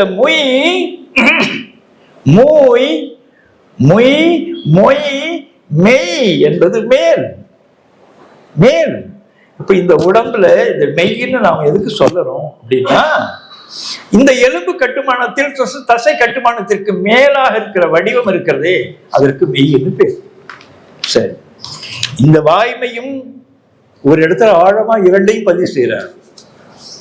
வாய்மையும் மெய்மை இடத்தை, இந்த வாய்மையும் பொய்மை இடத்தை என்று வருகிற இடத்துல இதுல ஒரே இடத்துல பதிவு செய்கிற அழகுல முதற்கு முன்னால பல செய்தியை சொல்றார். ஒண்ணும் இல்லடா வாய்மைன்னா அகத்தூய்மை. வாய்மை எப்படி குளிக்கிறோமோ அது தூய்மைக்காக குளிக்கிறது போல் புறத்தை தூய்மையாக்குவதற்கு புறந்தூய்மை நீரால் அமையும், தண்ணீர்னால் அமையது. அகம் தூய்மை வாய்மையால் காணப்படும், அகம் தூய்மையானது என்பதை வாய்மையால் காணப்படும். அவர் சொல்றது அவர் எல்லா அறங்களை பற்றியும் பேசுகிறார், எல்லா சிறப்புகளையும் மற்றவதெல்லாம் சொல்லி ஈடு காட்டுகிறார். யாம் மெய்யா கண்டவற்றுடில்லை எனை தோன்றும் வாய்மையை நல்ல பெற. நான் மெய்யாக கண்ட அறங்களில் அற செய்திகளில் யாம் மெய்யா என்ற மெய்யாக என்கிறது, மெய்யாக என்கிறது மெய்யா இருக்கிறது. மெய்யாக என்பது அந்த ஆ என்கிற ஆக என்கிறது கடை குறைந்து மெய்யா என்று நிற்கிறது. யாம் மெய்யா கண்ட தொடர்பாக இருக்கிற அற செய்திகளில் வாய்மையை விட வாய்மையின் என்று சொன்னா வாய்மையை விட இல் என்கிறது மேல், அதனடி இது பெரிது மேல். வாய்மையின் வாய்மையை விட வேற எதுவும் பெருசு இல்லை இந்த உலகத்துல. அற செய்திகளில் வேறு எதுவும் பெரிதில்லை என்று ஒரு பதிவு செய்வார். சரி, அது கிடக்கட்டும். மொய் மொய் மெய், மொய் மொய் மூடுதல், மொய்த்தல் மூடுதல். சரி, இந்த மொய் என்கிறது என்னன்னா, திருமணத்துல மொய் வைக்கிறதுக்கு எல்லாம் கத்துறான். இவரு சும்மா 100 ரூபாய் கொடுத்தது என்கிறத, இப்படிப்பட்ட செட்டியார் இவ்வளவு கொடுத்தார் என்கிறது மொய் என்கிறது. உண்மை என்ன தெரியுமா? ஒரு ஒரு அது என்ன சொல்றதுன்னா, ஆங்கிலத்தில் அது குறிச்சேன், பிரசன்ஸ் கொடுக்கிறது, சீக்ரெட்லி கிவன், மறைவா கொடுக்கிறது. அப்படிதான் வழக்கம். மொய் என்கிறது மொய்யின் ஆனது, secretly given in special occasions. அது கொடுக்கிறது இருக்கு. இப்ப கூட ஒரு ஆள் ஒடிந்து போய்விட்டான் ஒரு தொழில், என்ன அவன் வீட்டுல போய் சாப்பாடு என்கிறதுக்கு அவர் பேரு உட்கார்ந்துட்டு அந்த இலைக்கு கீழே வச்சுட்டு வருவான். 1000 இன்றைக்கு தமிழகத்தில் வழக்கம். இந்த மறைவா கொடுக்கிறது தான் மொய். இன்றைக்கு ஒரு தடவை சொன்னதை மறுபடி போய் சொல்லுங்கன்னு சொல்றபடியான இழிவான காலத்தில் வாழ்கிறோம். சரி, அது கிடக்கட்டும். இன்னைக்கு கூவி கத்தி ஓலமிட்டு சொல்லப்படுகிறது. அது சரி. மெய் மேலாக தோன்றும் உடம்பு, மக்கள் மெய் தீண்டல் உடற்கின்பம். இந்த திருவள்ளுவருக்கு பிள்ளை இல்லைன்றான், பெரிய ஆராய்ச்சி போல. தன்னுடைய குழந்தை உடம்பை தீண்டுறது தெரியாம இதை எழுத முடியுமா? மக்கள் மெய் தீண்டல் உடற்கின்பம். உடலுக்கு இன்பமானது என்னன்னா, நம்முடைய குழந்தைகள் நம்மை தொடுவது, நம்மை தீண்டுவது. மற்றவர் சொற்கேட்டல் இன்பம் செவிக்கு. அந்த ஒளியை கேட்டுக்கொண்டே இருக்கலாம், நம்முடைய பிள்ளைகளுடைய ஒளியை. இதெல்லாம் ஒரு தந்தை தான் சொல்ல முடியும். அதை பதிவு செய்திருக்கிறார்.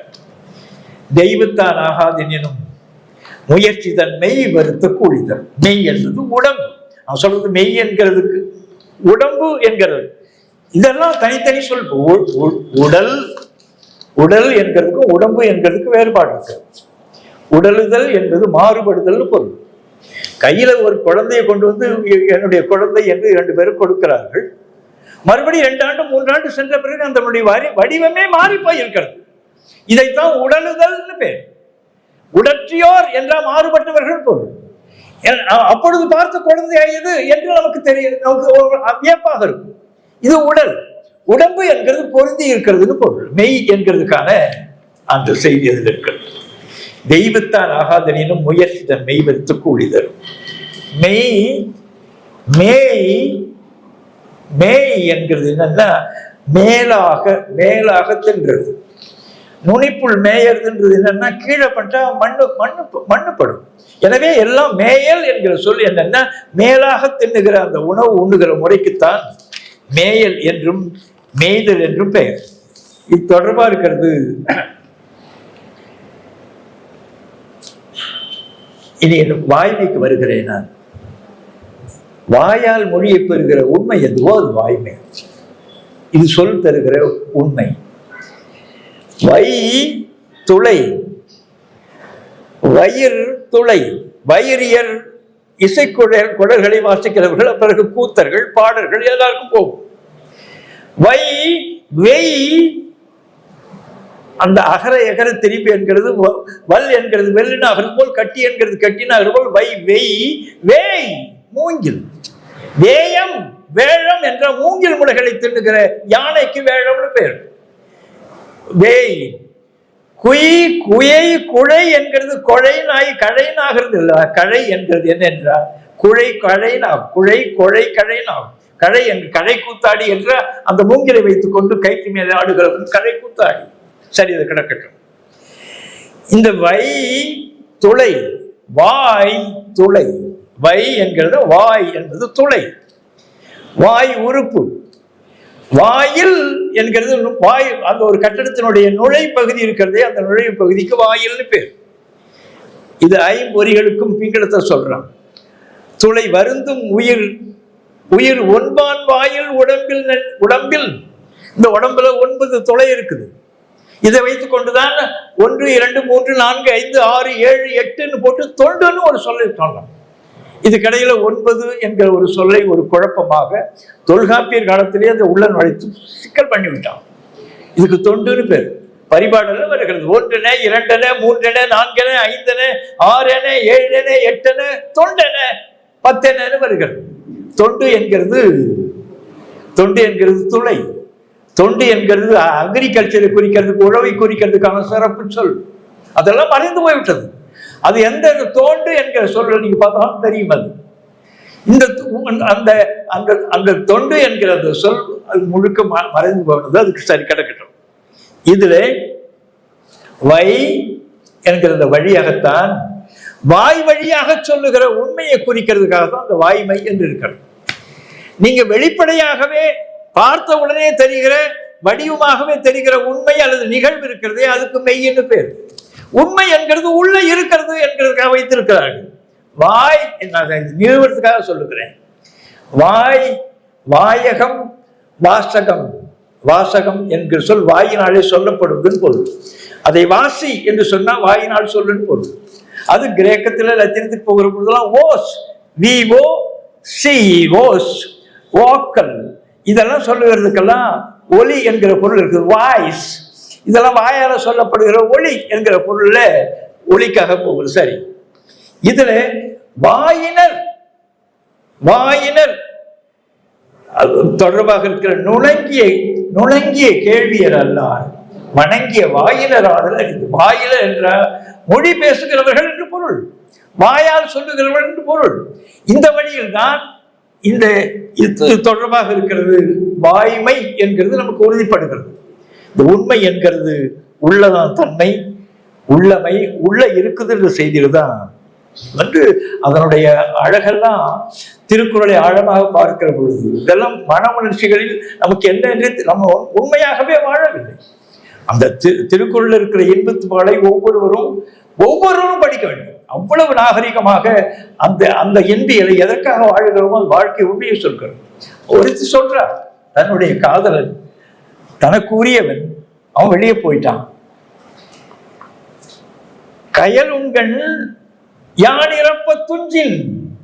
நான் இந்த கண்ணுகிட்ட கேட்கிறேன், தூங்குடான்னு என் கண்ணுகிட்ட கேட்கிறேன். நான் பிச்சை எடுக்கிறேன், இந்த கண்ணுகிட்ட தூங்க மாட்டேன்னு. கயல் உண்கண் கயல் உண்கண் யான் இறப்ப துஞ்சின். கலந்தாருக்கு உயல் உண்மை. ஏன் நான் தப்பிச்சு உயிரோடு இருக்கிறேன் என்கிற அந்த உண்மை அவனுக்கு சொல்லுவேன் இல்லையா? உயல் உண்மை சாற்றுவேன் மண். அவனை நான் எப்படி உயிரோடு இருக்கிறேன், எப்படி தப்பி பழைக்கிறேன்ற உண்மை அவனுக்கு தெரிய வேண்டாமா? அந்த நாய் தொடர்பு இல்லாமலே கிடக்கிறான். என்ன கண்ணுட்ட நான் கெஞ்சுறேன். நீங்க இப்படியெல்லாம் எழுத முடியாதுன்னு இலக்கியத்துல. கயல் உண்கண் யான் இறப்ப துஞ்சின். இந்த கண்ணிட்டு நான் கெஞ்சி கேட்டு இறக்கிறேனே, பிச்சை எடுக்கிறேனே, அது கேட்டுக்கொண்டு அந்த கண் துஞ்சுமானால் அவனை நான் பார்த்து, கனவுல நான் பார்த்து, நான் எதற்காக பழைச்சிட்டு இருக்கிறேன்? உயல் உண்மை. நான் உயல் என்கிறது தப்பித்து கொண்டு உயிரோடு எப்படி இருக்கிறேன்னு தெரியுமா என்பதை அவனுக்கு சொல்வேன் அல்லவா என்றெல்லாம் வரும். இதை எது சொல்றேன்? உண்மை இது நற்றிணையில மற்ற பகுதிகளில் ஆழமா இது என்னன்னா உண்மை, வாய்மை, மெய்மை, இந்த மூன்றையும் இந்த தமிழ் மண் மிக ஆழமாக பயன்படுத்துகிறது ஒவ்வொரு கருத்துக்கும். என்ன இது உண்மையான இனம். நீங்க பொய் சொல்வது என்கிறது ஒரு தொடர்பாக பொய் மட்டும் சொல்லாதரா, எல்லாம் சிறப்பா இருக்கும் என்று சொன்ன இனம் இது. அதற்கென்று அறநூல்வகுத்த இனம் இது. இப்ப என்ன செஞ்சான்? ஒரு சொல்ல எடுத்துட்டு வந்தான், சத்தியம். இப்ப எல்லாம் எதுக்கு எடுத்தாலும் சத்தியம் பண்ற வழக்கம் நமக்கு வந்து விட்டது. நீங்க வந்து பாப்பான் எப்படி இயங்குவான் என்கிறதுக்காக நான் சொல்றேன். ஒரு அகராதியை சென்னை பல்கலைக்கழக அகராதி எடுத்தா சத்தியம் பற்றி என்ன எழுதியிருக்கிறான்னு பார்த்தேன். விளக்கலாம், வகை வகையா விளக்கலாம். சத்தியம் கேட்டல், சத்திய சந்தன், சத்திய சந்தை, சத்திய சம்பன்னன், சத்தியம் செய்தல், இதெல்லாம் சொற்கலாம். தமிழன் தெரிந்து கொள்ள வேண்டிய சொற்கள். பார்ப்பான் நம்முடைய பணத்தை, நம்முடைய ஆற்றலை, நம்முடைய வாழ்வை எப்படி அவன் உறிஞ்சுகிறான் என்கிறதுக்கு சான்று. சத்திய நிர்வாணம், சத்தியநாதர், சத்திய ஞானம், சத்திய பிரமாணம், சத்திய பிரமாணிக்கம், சத்திய பாமை, சத்தியபாமா, சத்தியம், சத்தியம் பண்ணுதல், சத்திய லோகம், சத்திய யுகம், சத்திய வசனம், சத்திய வந்தன், சத்திய வாசகம், சத்தியவாதி, சத்தியவான், வேணும்னே போடுறான். சத்திய விரதன், சத்தியான், சத்திய வேதம், சத்யா நிருதம், சத்யோ நிர்வாணம்.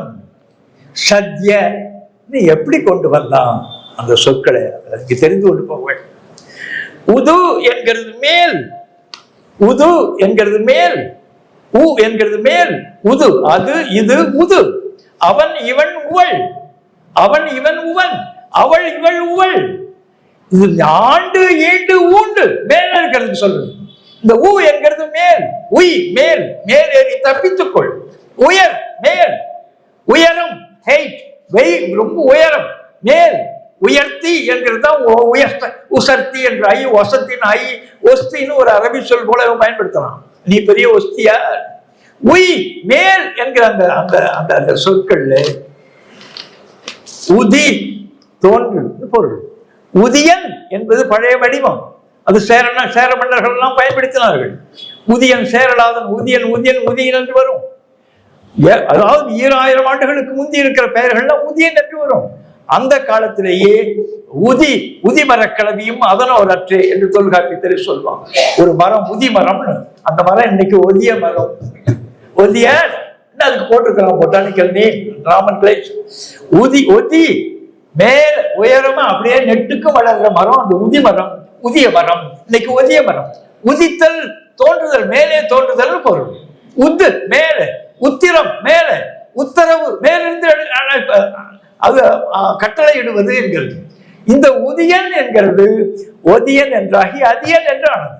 அதிய மகன் என்கிறது அதியமான் என்று சொல்லப்பட்டான். அவன் அசோகனுடைய கல்வெட்டு 2000 ஆண்டுகளுக்கு முந்தி அசோகாஸ் இன்ஸ்கிரிப்ஷன்ல அவனுடைய நூல்களில் எல்லா பதிவுகளும் அதிய என்கிறதுக்கு சத்ய என்று போடுறோம். சத்ய புத்ரோ அதிகமான எங்களுக்கு என்னுடைய நண்பர்கள் எல்லாம் கேரள பகுதியிலே சத்திய புத்ரோ என்று அவர்கள் எல்லாம் என்னுடைய நண்பர்கள் என்று அசோகன் பதிவு செய்கிறான். எதுக்கு சொல்ல வர்றேன்? இந்த அதி என்கிற வடிவம் தான் அமம் என்கிறது சமம் என்றாகும், அந்தி என்கிறது சந்தி என்றாகும், அமர் என்கிறது சமரன் என்றாகும், அரணம் என்கிறது சரணம் என்றாகும். அதி என்கிறது மேல், அதிநுட்பம் யாவுளர் முன்னிற்பவை. அதிநுட்பம், அதிநுட்பம் நூலோடு உடையாருக்கு அதிநுட்பம் யாவுள முன்னிற்பவை. அதிநுட்பம் என்பது மிக மேம்பட்ட நுட்பம்னு பொருள். அந்த அதி என்கிறது அங்க சத்ய, சத்ய, சத்ய சதி போட்டிருக்கான். அதான் அந்த சத்தியம்னு இவன் தூக்கி வந்தான். அது அங்கிருந்து சதி என்கிற அந்த வடிவத்திலிருந்து மிகுதி என்கிற பொருள்ல satisfy, satisfactory, dissatisfaction, saturated, இது தொடர்பாக இருக்கிற சொற்கள் எல்லாம் இருக்கிறது. அவன் மிக விழிப்பாக இருந்து கொண்டு இன்னும் நம்மை ஏமாற்றி கொண்டிருக்கிறான். இதுதான் திருவள்ளுவர் சொன்னார், பாவேந்தர் சொன்னார். இன்னலிலே தமிழ்நாட்டிலே உள்ள என் தமிழ் மக்கள் துயின்றிருந்தால் அன்னதொரு காட்சி இரக்கம் உண்டாக்கி என் ஆவியில் வந்து கலந்தது. நம்முடைய ஆள்கள் இன்னும் தூங்கிக் கொண்டிருக்கிறான், அவன் செயல்பட்டு கொண்டே இருக்கிறான். வணக்கம்.